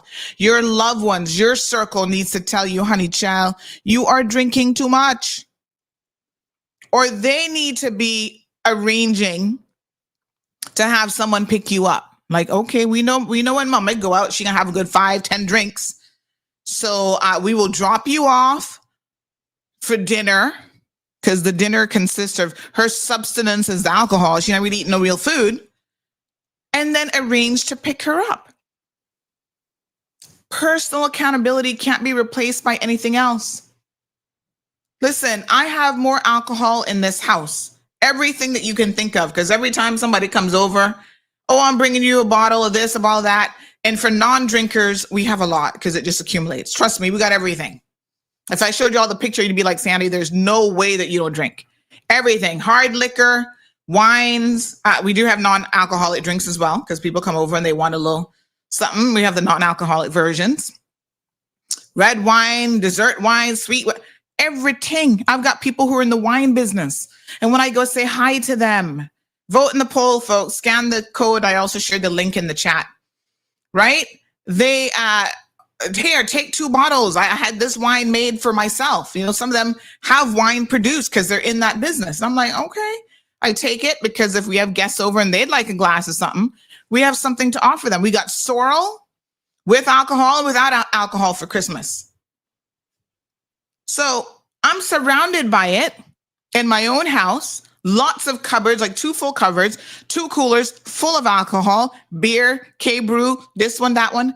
And I don't drink. I never have the desire to pop open a can of an alcoholic beverage. Okay? I don't have the desire to open a bottle of wine ever. And I have more than enough of a supply here. So to me, it's not even about the access to it or the supply to it. If you don't want to drink, you're not going to drink. But if you are an addict, that's a totally different situation. And as a previous caller said, I think there are a lot of people who are struggling with alcoholism. They're struggling with life. And the way that they have learned to cope with this is to simply drink. And I can tell you that I've never seen a problem disappear because of a glass of wine or a bottle of anything or a can of beer. It does not make your problems disappear. And in fact, it probably makes your problems worse. So we all have issues. We all have financial issues. We're all struggling in some way or another with something, even the people that you think are rich. Let's talk about this case, because I know a lot of you have been messaging me about this man who unfortunately took his life over the holidays. Here's a classic example of someone who was struggling. Now, his struggles are a little bit different. He's trying to live a life that is, honey child, on the high end. From all accounts, he was a really nice guy. Everybody's like, Sandy, he was a nice guy. And I'm like, okay. Nice guys, make poor decisions. Nice guys sometimes are thieves and even murderers. Doesn't mean you're not a nice guy. Maybe 80% of the time, even 90% of the time, but one poor decision or a couple poor decisions, and then you find yourself in trouble. So this guy, from the looks of it, and all of this is a matter of public record. I saw, somebody trying to say that, did I get into this is gossip. This ain't no gossip, honey child. There's certain stories that I personally take self-interest in, and I will do the research myself because I don't want nobody to get it wrong. And this was one of those stories once I started to hear that he had took his own life. Very, very sad situation. I'm like, who the heck is this guy? What is this all about? And so I did the research, and unfortunately, he was in over his head financially because of his own poor decisions. He was supposedly in the what did he call himself? A collateralized debt lender. So they were basically loaning money to smaller film projects, and then they would charge a high interest rate for those film projects to pay back. Now, he was telling his friends in the neighborhood, because, and Sandy got friends all over the place, honey child, even in Crystal Harbor and all these rich people neighborhoods. We know people that too. And so he was telling his neighbors and friends that, they weren't paying the loans back. Well, I can tell you that does not look like that's where the issue lied. The issue was his fingers looked like they were getting sticky, and he was taking money from the company to live his own life. And apparently there were some records that were a bit, questionable. And the company essentially fired him as CEO and put a Moreva injunction in place, which means that he couldn't spend any money. He couldn't do anything. He was getting a little allowance per month, which for us, still $20,000 is a lot of money. But for him, that wasn't no money at all. That can probably barely cover rent and school fees and eat. And so unfortunately, he thought the only way out was to take his own life. And now he has no problems. The problems are still there. He was trying some other streaming app. A lot of these people, they come up with ideas. Yeah, they may or may not work. But once you're at a particular level in terms of the financing and the right people and you're a high roller, it's hard to dial back. There's even a Jamaica connection here. because one of the people that invested in his company was Michael Lee Chin, Portland Holdings. Y'all know Michael Lee Chin. He's the Jamaican billionaire, businessman, philanthropist, and CEO. Yep. So even to him, Canadian Jamaican, he ended up investing in his company. So I don't know how much money he's probably going to lose. So he was 50% owner. Him and two other guys started the company. Just because you're part owner of the company doesn't mean that you can do whatever you want with the company. Now, if you're 100% owner and you don't have to answer to anybody else, including investors and shareholders and, people that you owe money to, then yes, normally you have free reins if you're the only shareholder and you're the only director. Somewhat. But that can't be the position when you are a co-founder and you only own 50% of the company.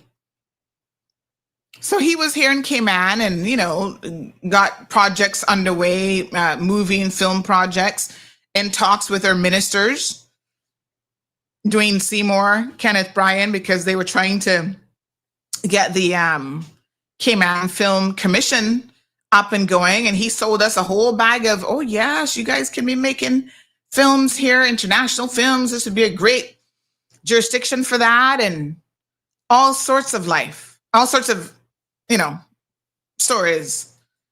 Okay. Oh, you need to put this in place and that in place to make it more attractive. Well, it seems like, unfortunately, this man was living a bit of a lie himself. No matter how nice he was and how likable he was clearly in over his head. It was too much. So, folks, there's a lot of cautionary tales around us, but ultimately it comes down to personal accountability. Mark says, party at my house later. Oh, honey child. Nope. Yeah. Society has to put things in place for people who refuse to take personal accountability for their own actions. But wouldn't it be nice if we could all be a little bit more responsible when it comes to getting behind the wheel of a car? Hear what the caller said, the amount of people that he sees on their phones constantly, that causes a lot of accidents too. So the rest of you who are sober and who are not drinking and driving, yeah, you're having accidents for other reasons. Being on your phone, being distracted. And it is easy. It is very, very easy. Trust me when I tell you, to be distracted on the roadway. Accidents, like a real accident, oops, they do happen. And it's just a reminder that when you get behind that machinery that weighs, I don't know, what's the average weight of a car? A couple ton? Does it weigh that much? I think. Right? I've never in my life, this is what my aunt used to say, you ever seen a car in a hospital? No. It's a mangled body. You don't see cars in the morgue. It's a person or persons. So we can all do better. We can all pay attention more. We can all learn how to use a roundabout, for God's sake, because y'all just don't know how to use roundabouts. Yes, the NRA needs to do more. Education, constant videos. This is how you use a roundabout. If you're in the inner lane, you did. Yeah, because let's be honest, a lot of Americans come here, North Americans, that's 80% of our visitors. They've never seen a real roundabout in their lives. Right?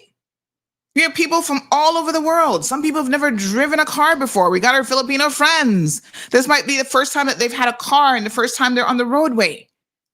So although they can pass that driver's test, I wouldn't have a whole lot of confidence that that's enough. So yes, more education needs to happen. More public awareness campaigns. But each and every one of you needs to take personal accountability for when you get in that car and you turn that ignition or you press that start button. What is it that you are doing on the roadways to make it either safer for everybody else and yourself, more dangerous for everybody else and yourself. I want more traffic cameras. Absolutely. Because I think if more people were ticketed for bad driving and speeding, and you knew the traffic and speed cameras were up everywhere, you would probably be less inclined to do it. But if somebody really wants to speed, not even a speed camera is going to stop them. All right. Perla says, yeah, I know where I'm going to purchase liquor, Sandy's bar. Like I said, we just have it because a lot of people bring, and people always gifting Marlon like, oh, I've got this special 12-year Jamaican rum or whatever. And we're like, oh, okay, great. We'll add it to the collection. What a mess. John LaRue says the drinking and driving debate has been going on for 30 years. Until you have Uber or demand fair taxi pricing, drivers will continue to take the risk of drinking and driving. And I personally don't even think, because listen, in my mind, if I were a drinker and I was out there and had one too many, I would call someone. And that would be a free ride, right? Everybody must know at least one person that they could pick up the phone and say, hey, I'm at Club Sandy. And right now I've had one too many. And I don't have no money left because I drunk it all out at the bar, right? So I can't afford a taxi. Can you just come and pick me up? John, people have people that they can call. They're choosing not to do that. Because remember, once you start drinking and you're impaired, your decision-making capability is also reduced. That's not where the bars and the servers and stuff come in. Because they need to be trained to recognize, okay, this person has had too many. Let me not continue to get them inebriated and go beyond any points of having good judgments or control. They're the ones who need to suggest, ma'am, can I call you a taxi? How about a courtesy taxi? We'll pay for it because you just spent $150 sitting out here drinking yourself into stupor. The least we could do is pay a little $25 to make sure you get home safely. They could do all of those things, and all of those things would help. Good morning, caller. Good morning. Happy New Year to you. Hello, honey child. Happy New Year. Anyways, this drinking situation, oh my gosh, it's gotten out of hand. Beyond. And it really is out of hand up here in the Brack too. Oh my gosh. Especially this holiday, my goodness, there were so many. Not all the bars was doing this, but there were underage teens going into the bars in the Brack here this holiday season and being served, and no police nowhere near. Oh my God, them. Underage drinkers. Yes, and the chairman of the liquor licensing board was in one of those bars where they were serving underage children. He needs to immediately. Oh yeah, I was in my disguise Sunday. I had on my blonde wig and they couldn't tell it was me. I have that recorded. They need to remove the chairman of the liquor licensing board and Kim Brack and okay man, because that he does nothing at all to stop the liquor from being served to underage kids in bars, restaurants, up here, and it's a lot of it going on. So I also feel that bars, the only bar that I see up here that has been really, really good about ensuring that nobody goes in there that's underage is Tiger Bay. And I want to commend them for that. Because I've been spying on all of them. And they do not do that. If anyone comes there with a child and they're sitting outside on their patio, they will not serve you. And I want to tell them thank you for being that, cautious of that fact that you can get your liquor license, stripped from you for having children served in your establishment. But it is happening up here and it happens often and police does nothing about it. The Brack is, like I told you before, out of sight, out of mind. Nobody cares. If I saw the police car on the road 2 times this whole entire holiday season, I've seen them plenty. Wow. And that's the problem. There are 7 police officers up here for the entire police force. 7 police officers for the Brack. Can you believe that? How are you expecting them to do the patrols if you don't have enough police officers up here to properly be patrolling at this time of the year? And it's sad because Well, I mean, the BRAC only has one road. So I'm sitting here thinking, do they even need 7? Well, you'll be surprised. Oh, We need Lord. about 20. Oh, we my need God. at least 20. I'm not bringing you anything that's wow. that isn't needed. Yeah. It's and establishments, the ones that are doing it, that are allowing children underage teens to come in and buy their vapes and buy their drink and buy whatever. Some of them are even giving them drinks in plastic glasses, like the soda ones, so they can leave with their beer or their mixed drink, and you can't tell that it's actually looking like it's a soda, but that they serve them, and it's not. Because I've sat in one of them in particular and watched the bartender put Appleton in a glass with Coke and hand it to a 14-year-old girl. What? Yes, Sandra. Oh, my The BRAC God. is a runaway train when it comes to alcohol. It is a runaway train. And a lot of our kids are drinking alcohol underage.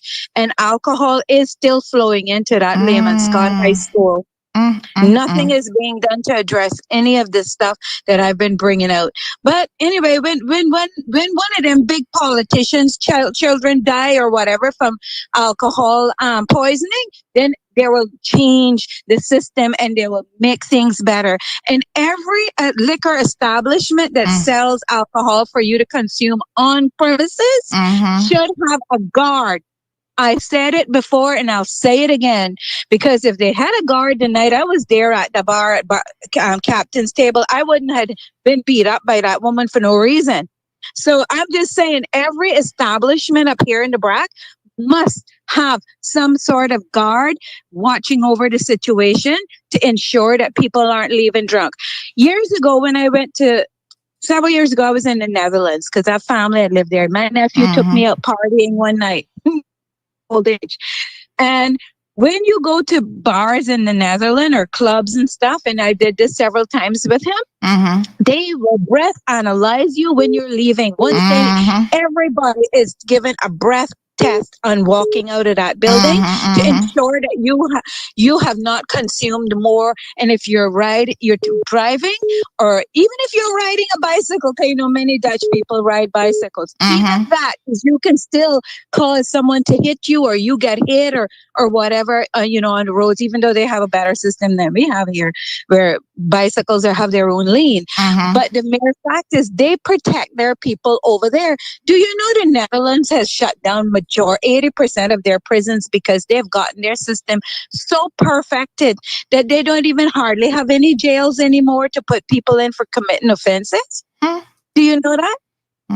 Go look it up. They are the most advanced country in the world. They take care of their people, and they have their policies, and people adhere to them. So we need to start since we like to look into other countries and bring their policies here, we need to do that. We need to step up to the plate with alcohol and driving. Thank you. Thank you very much. Happy New Year. What a mess. Well, I'm very concerned to hear about the underage driving, because that's shocking. Folks, we got a poll question today. Is, do you believe controlling access to alcohol is the answer, even part of the answer, to reducing the DUIs on island? So a few people suggested that, so we threw up that poll. Gabby says, I'm 28, pushing 30 soon. And these are the reasons why I don't want to drive, because why should I be responsible for a drunk drive or a stupid one? No, thank you.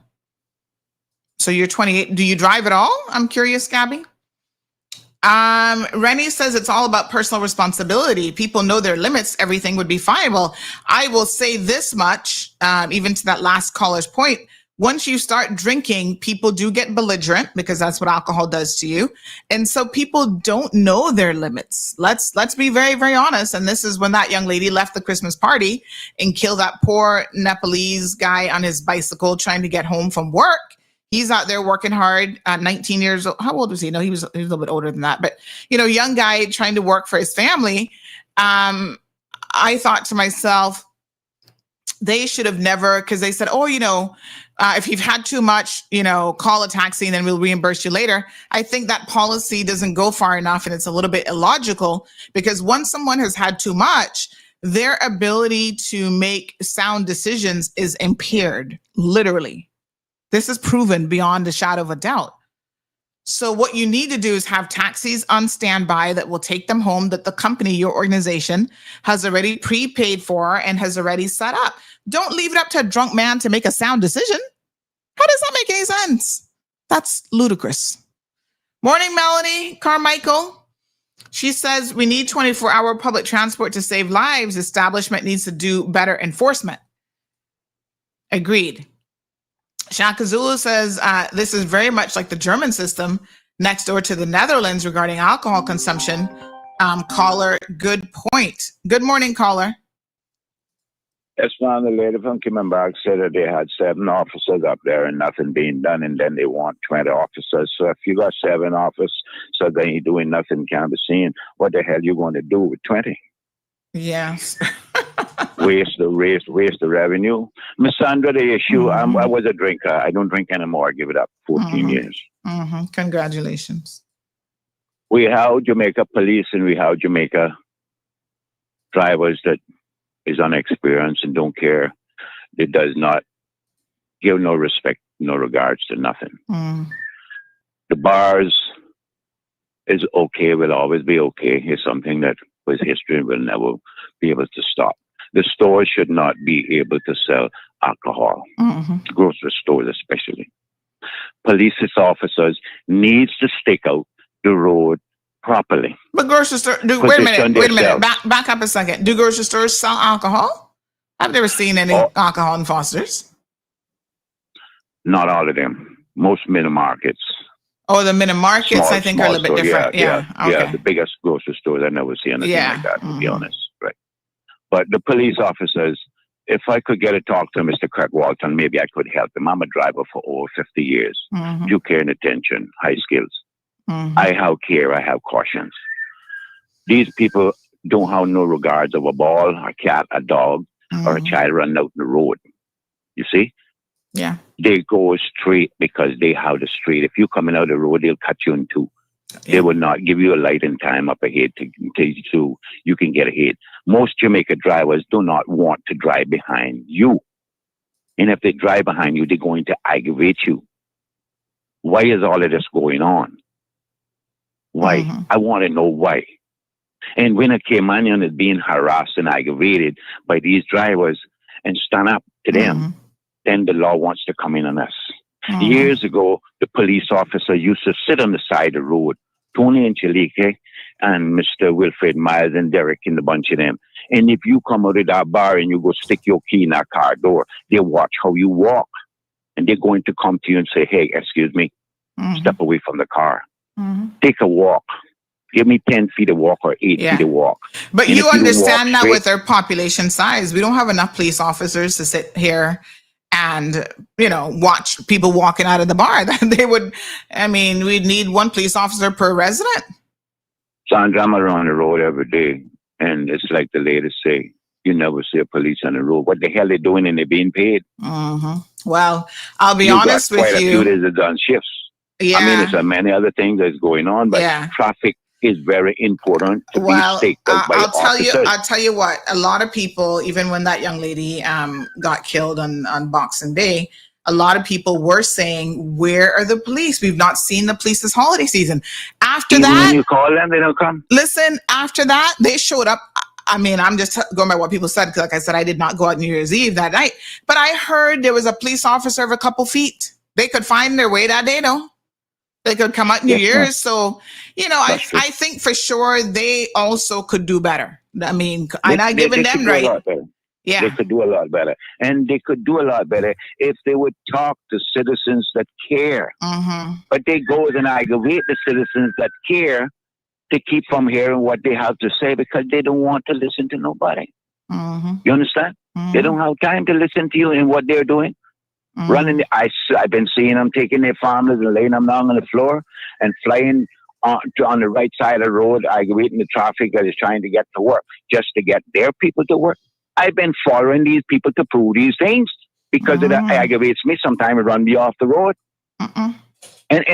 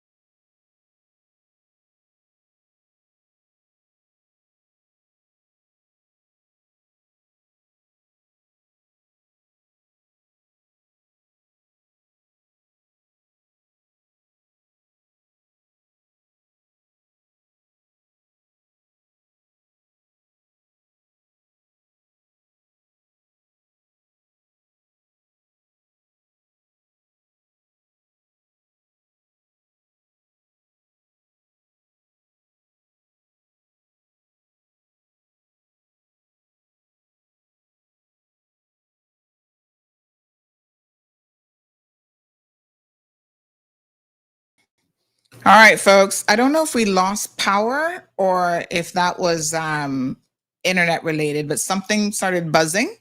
It sounded like power, and maybe the generator was kicking in. So something definitely just happened because I lost all of my internet. Let me see. I haven't gotten the alert that the generator kicked in.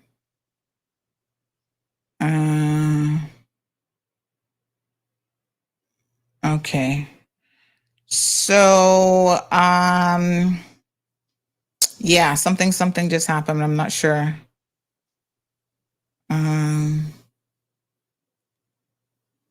Okay. Give me 1 second.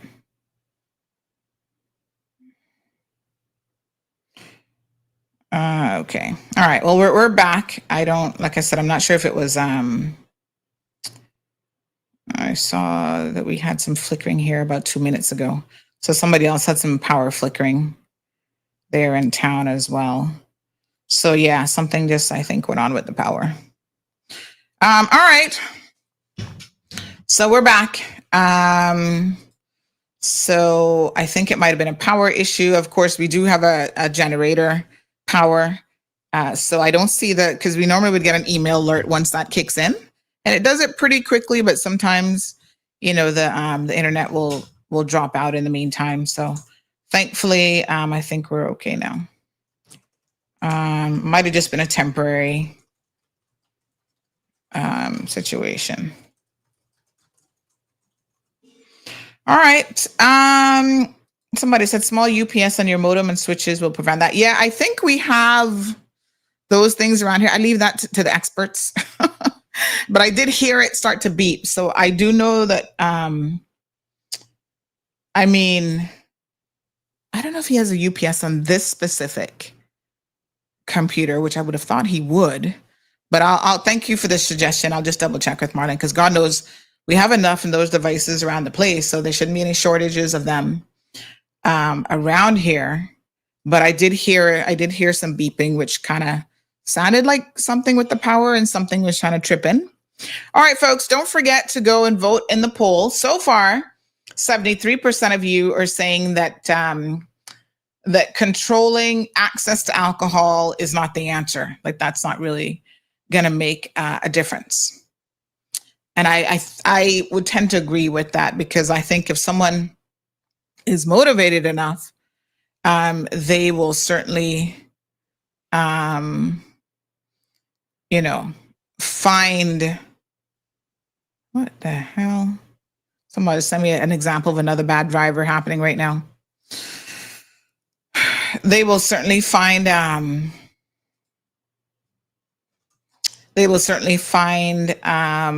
way to get it. And so, young people, underage drinking causes future issues with alcohol. The younger you start drinking, the more issues that you're going to have. And so we definitely need to address that issue. The caller from Cayman Brac has said it's a huge issue there. That's extremely, extremely concerning. We need to curtail that. The National Drug Council, what have they been up to? My gosh. Morning, caller. Good morning, Auntie. Morning, honey child. How you doing? I'm good. I was sitting here listening to you, Guy, to you and your guest calling in respect of the drive, and that previous caller. Let me emphatically state, I'm not saying it's Jamaicans, Filipinos, Cayman Brackers, but I'm just saying in general, we need to clean up our driving. The issue that I have, or that I think is a major issue, I just sent you a video from a friend of mine. That is, from what I can see, when I enlarge the video, pause and enlarge it, that's a local license plate. I'm not saying that they're from wherever. All I'm saying is I think a stoplight is a stoplight. Whether you're on Tento Turbo, a rickshaw, a bicycle, it functions the same way in everywhere in the world that I know. That video that I just sent you, and please feel free to share, it is absolutely reckless. Absolutely reckless. The issue, though, that I think that we have, I think the period for driving between getting a learner's permit and being let me just understand this video first of all, because I thought that they were in another lane just trying to cross over, but it looks like they're on the wrong side of the road. Correct. Jesus, peace. Correct. No, in the sir. totally wrong side of the road. Oh my God. I'm saying, how did you get a driver's license? And you're saying it's not a rental plate? It's not a rental plate. If you pause and enlarge it, you can see that it's a black license plate. Jeez. But what I'm saying is, more than likely, that is not, I guess, a local. I could be wrong. More than likely. I had an incident recently. Thank you for my dash cam. I had an incident recently where I was stick a pin. This caller won a dash cam. You've now installed it. You got it working? Not yet. What do you mean not yet? So what are you thinking if you're not using it? I'm getting it done tomorrow. Jeez, on peace. All right. Continue. Yeah, but thank you. No, I thought you would tell me how to dash cam, saving you on the roadway, but you're not even using it? No, but every time I have a close call, I'm reminded that you need to install it. Exactly. And maybe it's a bit out of reach for most people. But I think it's so imperative these days. You have all kinds joining our roadways. Some people who have never sat behind the wheel of a car. 6 weeks is not enough time. I just think about tourists who are coming to the island. Most rental cars come with a sign on them that says, drive on the left. And you have them just misdazing it down on the right-hand side of the road. I think that the government could or should possibly look into extending that driver's permit time. Maybe that can help. It's just my attempt at a solution, but I think we have a major, major problem. With my close call on the roundabout, I am like, what in the world? So that's just my 2 cents. But again, encourage everybody to use their sense when they're on the road. Sure. Be mindful, drive for you and everybody else. So I'll leave you there. Thank you, my dear. Get the dash cam installed, honey child. Everybody needs one. trust and believe when you see what's happening on the roadway. I had to look at this a couple times to figure out, because I thought that was like a third lane, but then I realized that he's on the wrong side of the road completely. How the heck did he end up over there? No, sir. I mean, wowee. Lord Jehovah. Carlene says, I got a dash cam from Temu for $12 and it works perfect. Really? I've never even seen a $12 dash cam. But then I don't know about all these sites, honey child. But listen, just get a dash cam. You know, some might have more features than others. But honestly, when you need it, that's when you're going to be like, oh man, I should have had a dash cam. Yeah.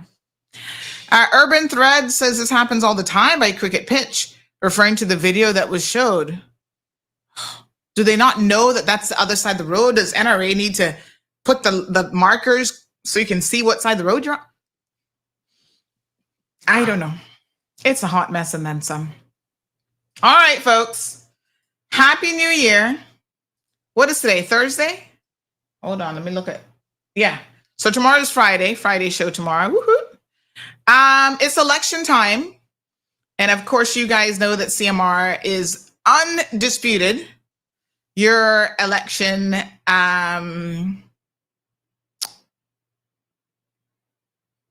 headquarters. And so we, already candidates are engaging with us, which means that they're going to be engaging with you all. And we will definitely, be bringing them on here. You can ask them your questions. You can test them. It is that time of year. Election is April the 30th. Please, if you have not registered to vote and you are eligible to do so, you need to get registered to vote. Okay? It's as simple as that. I'll hear a lot of complaints. Somebody said the ones who complain the loudest are normally the ones who don't get registered to vote. This is Lavana. She says the people that complain the most are the ones that don't even vote. Don't make that be you. You might right now say, I don't have any good choices, but you don't know what's going to come up. So at least give yourself the opportunity to be part of what you want to see happening in this country. And there's a lot of people who are going to come forward and put themselves forward for candidacy. And you need to ask them the questions that are relevant to you and what you'd like to see happening for the development of a better Cayman Islands for all of us. Okay? So we got a lot of grounds to cover now between now and April. So 75% said, nope, controlling access to alcohol is not going to be the answer. So I guess. All right. Somebody's asking about the report cards. So yes, definitely. We're going to be using that for the candidates as well. Urban Thread said 3 months is not enough time for persons to choose who they want to vote for. And, some people are not even going to give you 3 months, to be quite frank and honest. They're going to come at the last minute, the last month or two, and expect for you to vote for them. Yeah, we're not going to be looking too favorably at those individuals. I can tell you that.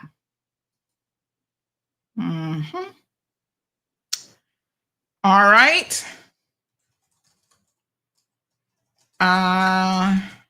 Let me see here now. 1 second. Okay, got a caller. Good morning, caller. Welcome to the program. Good morning, Sandy. Morning, honey jail. Well, Happy New Year, first of all. Yes, Happy New Year.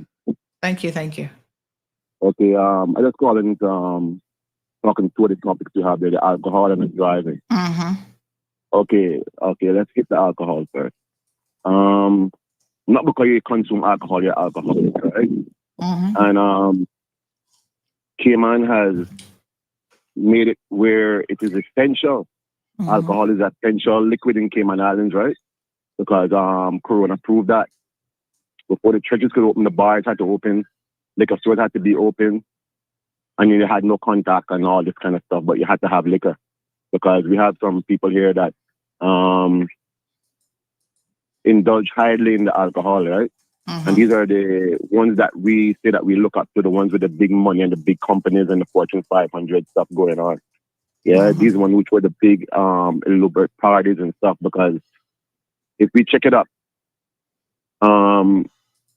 I believe we have, like the person who said before, we have more people driving intoxicated than who have been caught in DUI. Yeah.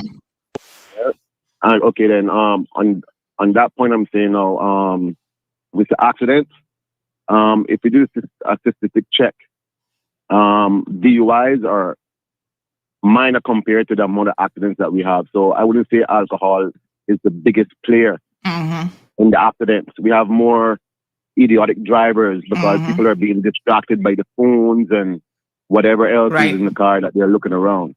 So to say restrict the access to alcohol, that don't make sense. Because the reason I say that is because everybody has their personal choices. Yeah. If somebody lives in East End and East End stops selling alcohol because we're trying to restrict it, I believe that same person would drive all the way to West Bay to get that same bottle of alcohol. It's all about personal choices. Yeah. Yeah. So with the alcohol thing, it's all about people making the right choices. And end of the day, people will always be people. You gotta have negative, you gotta have positive. Yeah. In life, we gotta always meet two things: either a lesson or a blessing. And most of these things you see going on around this place, that these accidents and stuff, those are all lessons to the next man. But a lot of us go to school, but we don't learn. Yeah. But I just pray for 2025 that we could get it right and be more accountable for our own action and stop trying to blame other things and other people for it. Yeah, because at the end of the day, if somebody goes out there and hits somebody in a car that they're intoxicated or not, they're accountable. Yep, absolutely. Yeah, they're going to be, but we need to make better choices. Yes. All right, thank you. Thank you, I appreciate it. Yeah, it comes down to personal accountability. And without a doubt, like I said, also, if someone is motivated to get alcohol, they'll make it themselves. Listen, I've heard, I can't say I've known of anybody, but I heard of a person. They had such an addiction to alcohol that they would drink rubbing alcohol to get their high from it. I'm like, doesn't that kill you? Well, eventually they did die from alcohol-related illnesses, but rubbing alcohol? Huh? You sniff that's like, ew, you can taste that through sniffing it. And you're like, oh my God, who in their right mind would drink that? Somebody said, who needs liquor? Well, nobody needs liquor. But again, unfortunately, people are using it. People are using it in order to, to get, to cope with life and to get a high and whatever else. It is the single most acceptable form of drug, because it is a drug, and it is acceptable by communities all around the world, and certainly Cayman is no exception. In fact, if you don't drink, people think there's something wrong with you. They're like, well, why don't you drink? Like, you guys go to brunch on Sundays and, they're pouring the alcohol. They are, filling up your glass. And I always say, nope, I give my glass to somebody else, or I just turn my glass over. And, you kind of feel like the odd man out when you're the one person at the party who doesn't drink or doesn't need that glass of, what kind of bubbles y'all normally put? Champagne or whatever at brunch. And so, the way that we have normalized alcohol and normalized the consumption of it, even our teenagers feel like in order for them to fit in, they should be drinking it and stuff like that. That is just so wrong. I mean, we do need to reevaluate our behaviors around certain things. And without a doubt, our relationship with alcohol needs to be, reevaluated and stuff as well. And we need to have conversations with our children who, I'm shocked to hear people putting, watering it down at rum and coke. But then look at the leaders of our country. We've got at least one leader of our country, McKeeva Bush, who's an alcoholic. He doesn't want to admit it. but he's an alcoholic and he has struggled, it seems like, most of his adult life with this problem. And he's always getting in trouble because of it. And, because he refuses to address it, not because I'm not blaming alcohol at all. I blame him fully. And he still yet takes no accountability. We saw the man pissing in front of a building the other day, and he gets on social media and he lies about that. And there are those of you who are encouraging and enabling him. Oh yeah, you don't worry about what Ma Road got to say about you. We know you just was stand up there doing nothing. If we want to make change in our personal lives, here we are, 2025. We want to make change. We have to be honest. You know what I'm saying? Nobody don't have to tell me that I'm fat. I know this already. When the doctors tell me, I'm like, yes, I know. Now it's up to me to make the necessary changes that I need to make. I'm not delusional about anything.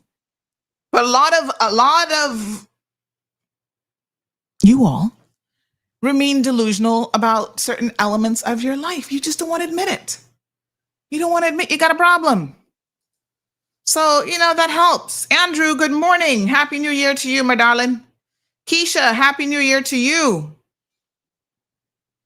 Gigi says self-conscious, but that's the first thing. The loose ones, the lose ones they drunk. I think I missed something there, Gigi. Emma, Happy New Year. Says, please stay safe on the roadways and alive. Well, that's what we're encouraging people to do. Andrew says, alcoholism is a big problem in Cayman, even more than drug addiction. It's more accessible and legal. I totally agree with you, Andrew. It is an acceptable form of drug use, and addiction often goes untreated for a lot of people. It's only the extreme cases when we see poor Kirky on the side of the road and we think, oh my God, this is extreme. Poor thing. He was doing so well. He had looked so good when he was sober a couple years ago. I was really, really hopeful. He had a little job and everything. I was hopeful he could have kept it up, but you got to understand, when you've been doing that every day for most of your adult life, it's got to be the hardest thing in the world. It's easy for me because I don't drink. It's easy for me to say, yeah, don't drink. But I understand quite well, that it's not quite that easy. Yeah, it's a sad situation. All right, so big shout out to David Ebanks. You guys know that David is a owner of Prodigy Jewelers, and he is an amazing designer as well, and he does some Cayman pieces. And he seems to love designing pieces for me, and well, I love accepting them. I mean, I'm never going to say no to a good piece of jewelry, that's for sure. So he did a piece for me recently, a custom piece. I know a lot of you saw it and you were asking me, where can I want one of them for myself. Well, certain pieces he only makes for me and he doesn't duplicate them. But I want to show you guys this piece that he has done. He started, actually, apparently there's a way that you design it first. I mean, I don't know anything about this jewelry thing, but there is a way that you design it first, like a rendering, and then you do the actual piece. So look at this. I'm going to show y'all. He sent me this rendering video and I was like, oh my God, this is what he's designing for me. I love it. And he's designed other pieces for people too. So if you want something custom done, he's your man. Look at that. Isn't that cool? So I guess this is like the template of what he was going to do for me. And now I'm actually wearing it today, but let me show you the final piece as well. So that was the rendering. And then look at this. Is that not gorgeous? I got a different chain with it because I felt like I needed something a bit more substantial. So we got diamonds in the little hook piece there. He put my name on it, the coat of arms. So for those of you who can't see, I'm actually wearing it today. There it is. Let me see if I can zoom in. Hold on. I'll zoom in so you guys can see it. Yeah. Hold on.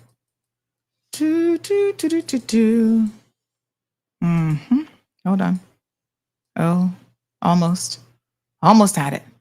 There it is. There it is. Can you see it? Yeah. It's beautiful. Hold on. I'm trying to. There we go. You can kind of see it. Let me see if we can bring it down. There. It's beautiful. Thank you, David. I absolutely love it. So, he did one for me that is a CMR pendant as well with the logo. And I wear that one all the time. I absolutely love that one. And then I have another coat of arms one. And then I've got this one that has like my name on it. So yeah, I love it. Thank you, David. Really. Oh my Lord. Nope. Hold on. Let's go back to where we were. There we go. Sort of. All right. We'll zoom in a bit more on that. All right. So David, thank you. And go check him out. He's in the Village.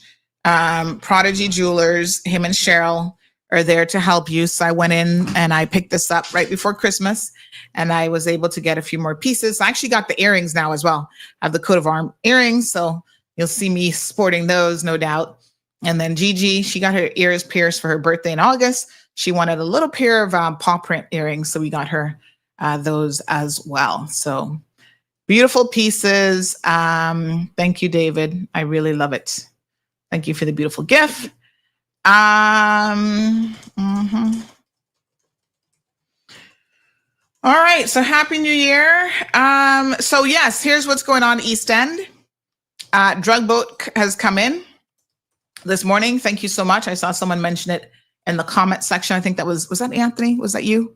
He says breaking news, drug boat. Yes. So I've gotten a picture of it. I'm aware. We'll post something up on social media now. Canoe boat straight from Jamrock. And again, for the new year, did y'all smoke all the stuff already? What a hot mess. I don't know. They all seem to come in East End. I mean, you would think that we would have 24/7 patrols just covering East End because East End not that big.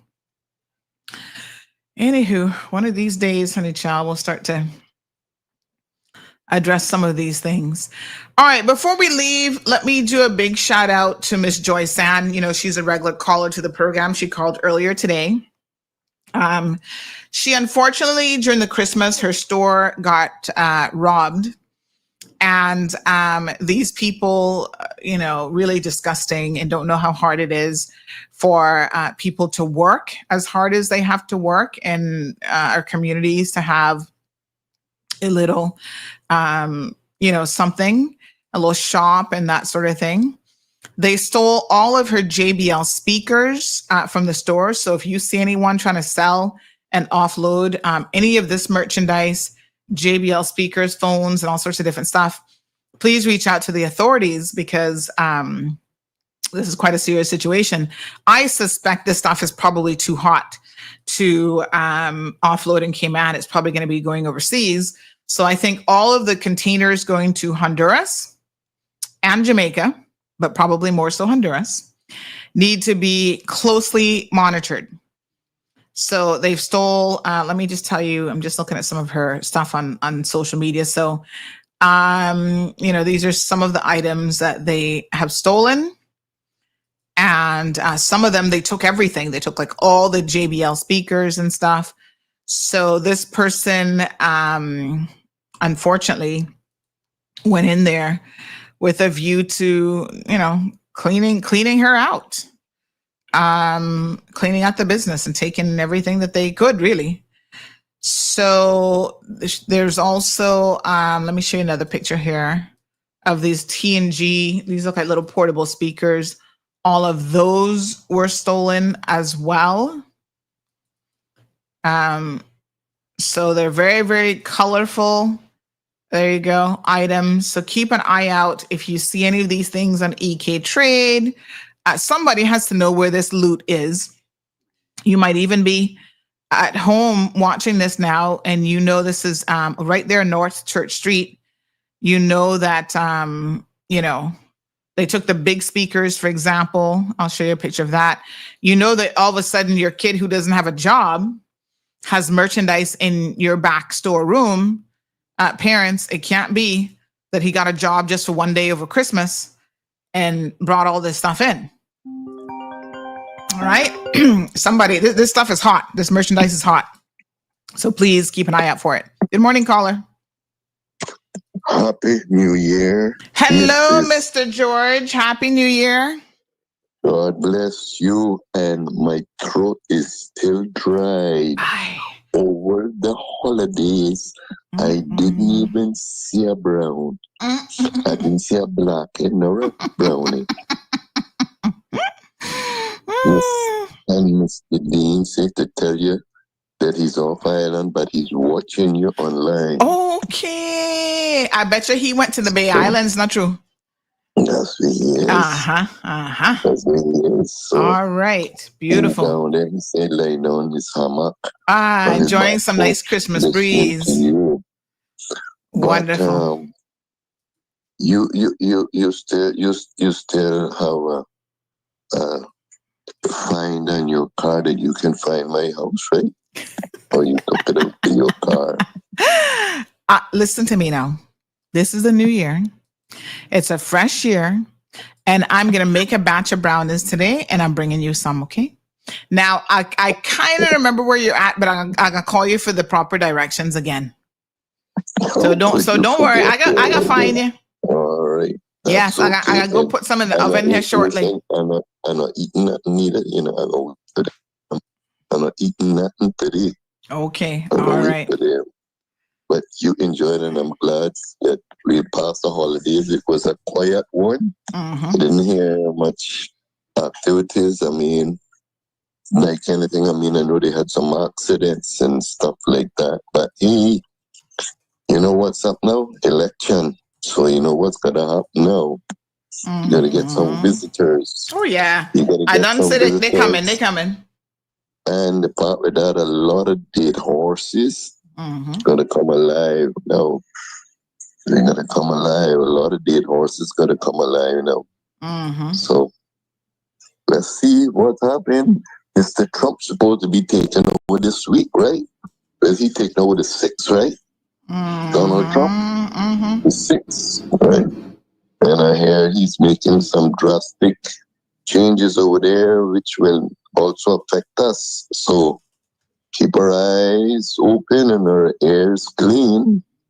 And thanks, CMR, for what they are continuing doing. Thank you so much. Very much. Thank you too, my dear. All right. Have a good one. All right. So somebody said you start selling my brownies at Foster's. I don't think Johan's gonna like that idea very much. But I will bring you some brownies today, Mr. George. You don't worry your little heart. All right. They coming. Kim and Brat, the Best Island, says they stole from the shop here in the Brat. Oh, really? That shop has so much really cool stuff. Leave empty boxes on the shelf. It's ridiculous, the theft that's going on. Oh my gosh. That's horrible. Wow. These thieves. So somebody just reminding that he gets sworn in on the 20th, not the 6th. All right. All right. So Jimmy Carter, former President Jimmy Carter passed away. And someone actually shared a picture of when he was visiting Cayman. Trying to see if I can find that again. But anyway, someone sent me a picture of his Cayman visit, which I thought was pretty cool. If you have it, send it to me. I'm trying to locate it again. I actually wanted to post it up. So condolences to his family, 100 years old. He obviously had a very, very interesting life. Absolutely amazing. All right, that's it. Get your executive health checks done. Yes. All right. So tomorrow is Friday. I don't think I have any MPs coming on or any wannabe, the candidates and stuff like that. But definitely we're going to have a packed schedule here shortly. That much I can tell you. A lot of them have already signed up and they're coming. Ralston has already made his debut. We see Jewel Hides has come out to run against Kathy Wilkes in West Bay Central. So look like the West Bayers, they starting early, honey child. Good for them. Because as someone said, if we don't know you already, 3 months is not enough time. So come on out. The people want an opportunity. I said 6 months, but of course, y'all not listening to me. The people want an opportunity to get to hear you and, get to know you better, because trust me, there are people who sound good initially. we know, because we've heard them here in this program, God knows. And then the more you listen to them, the more you realize that they full of hot air, and they are definitely not ready by any stretch of the imagination. And they can sell y'all some foolishness, but they can't even show up to a meeting and sit on a platform and participate. They're either calling 10 minutes before or half an hour before saying, oh yeah, they can't make it. That's how disorganized they are already with their lives. Or they're sitting in the audience instead of getting on the platform and participating. And they think somehow y'all are going to give them a single vote. Y'all need a reality check. Enough Friday, and I'm not going to pop off so early in the new year. But some of y'all supposed wannabe candidates, you are clueless. And when I say clueless, I do mean clueless with a capital C. What a mess. It's just unbelievable.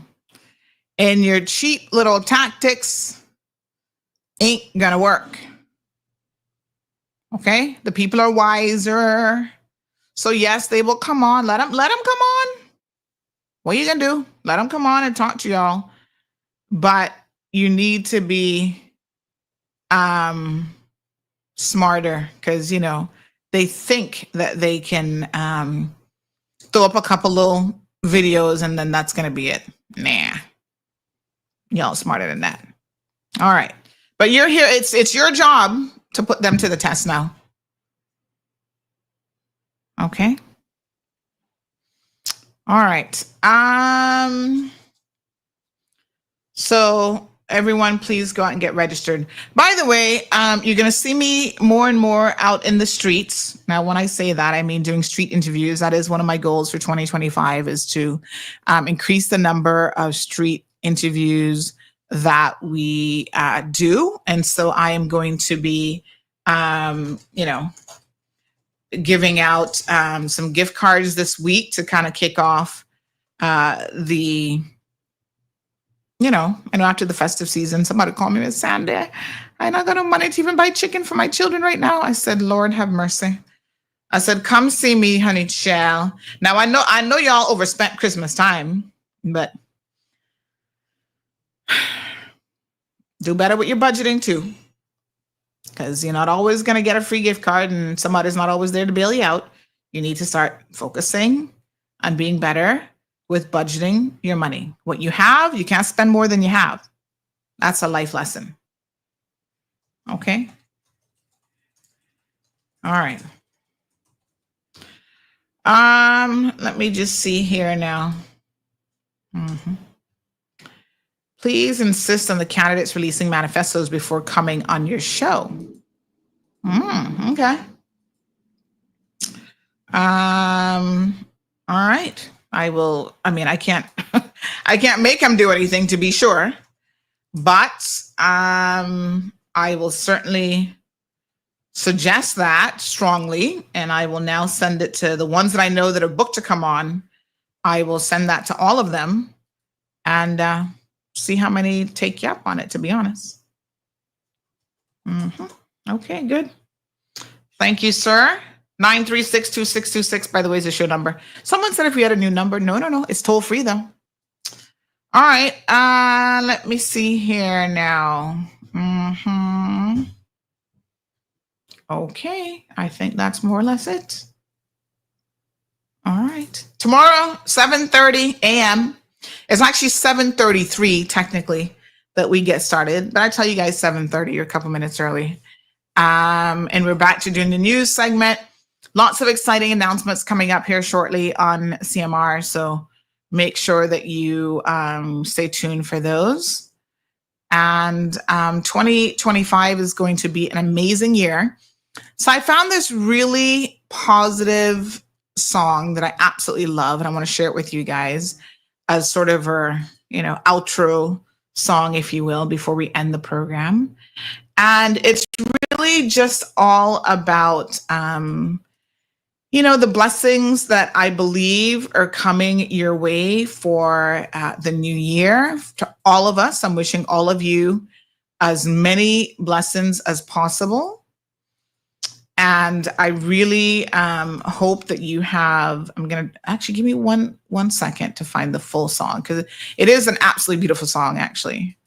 Give me 1 second. I'm going to find the full thing. It's a beautiful song. It's very, very, it's called Blessings Are Going to Find Me Here. It's an inspirational song, and I hope that you enjoy it. And it's really all about going into the new year as positive as possible, as we all seek to become better individuals, more concerned about our community and the people certainly around us, and really just to try to make as much of an impact on the lives of people who perhaps just need a little encouragement. And so I found this song to be so amazing, and it's just a very, very nice. Do you guys want to watch the video as opposed to just listen to the song? Hold on, let me download the video. I really enjoyed it, so I want to encourage you guys to try to be as positive as you can in the new year as well. Listen, we got lots of negativity surrounding us 24/7, so a little positive song to end the first show of the new year. Why not? This is a good chance now to. I just love the song. I gotta tell you, it just gives me the warm fuzzies inside. Yes, honey, chill. And I'm wishing you a beautiful and super productive day today, and we will catch up tomorrow. All right. Have a beautiful day, folks. Love you lots. Thank you for tuning in to another episode of The Cold Hard Truth on Bobo 89.1 FM.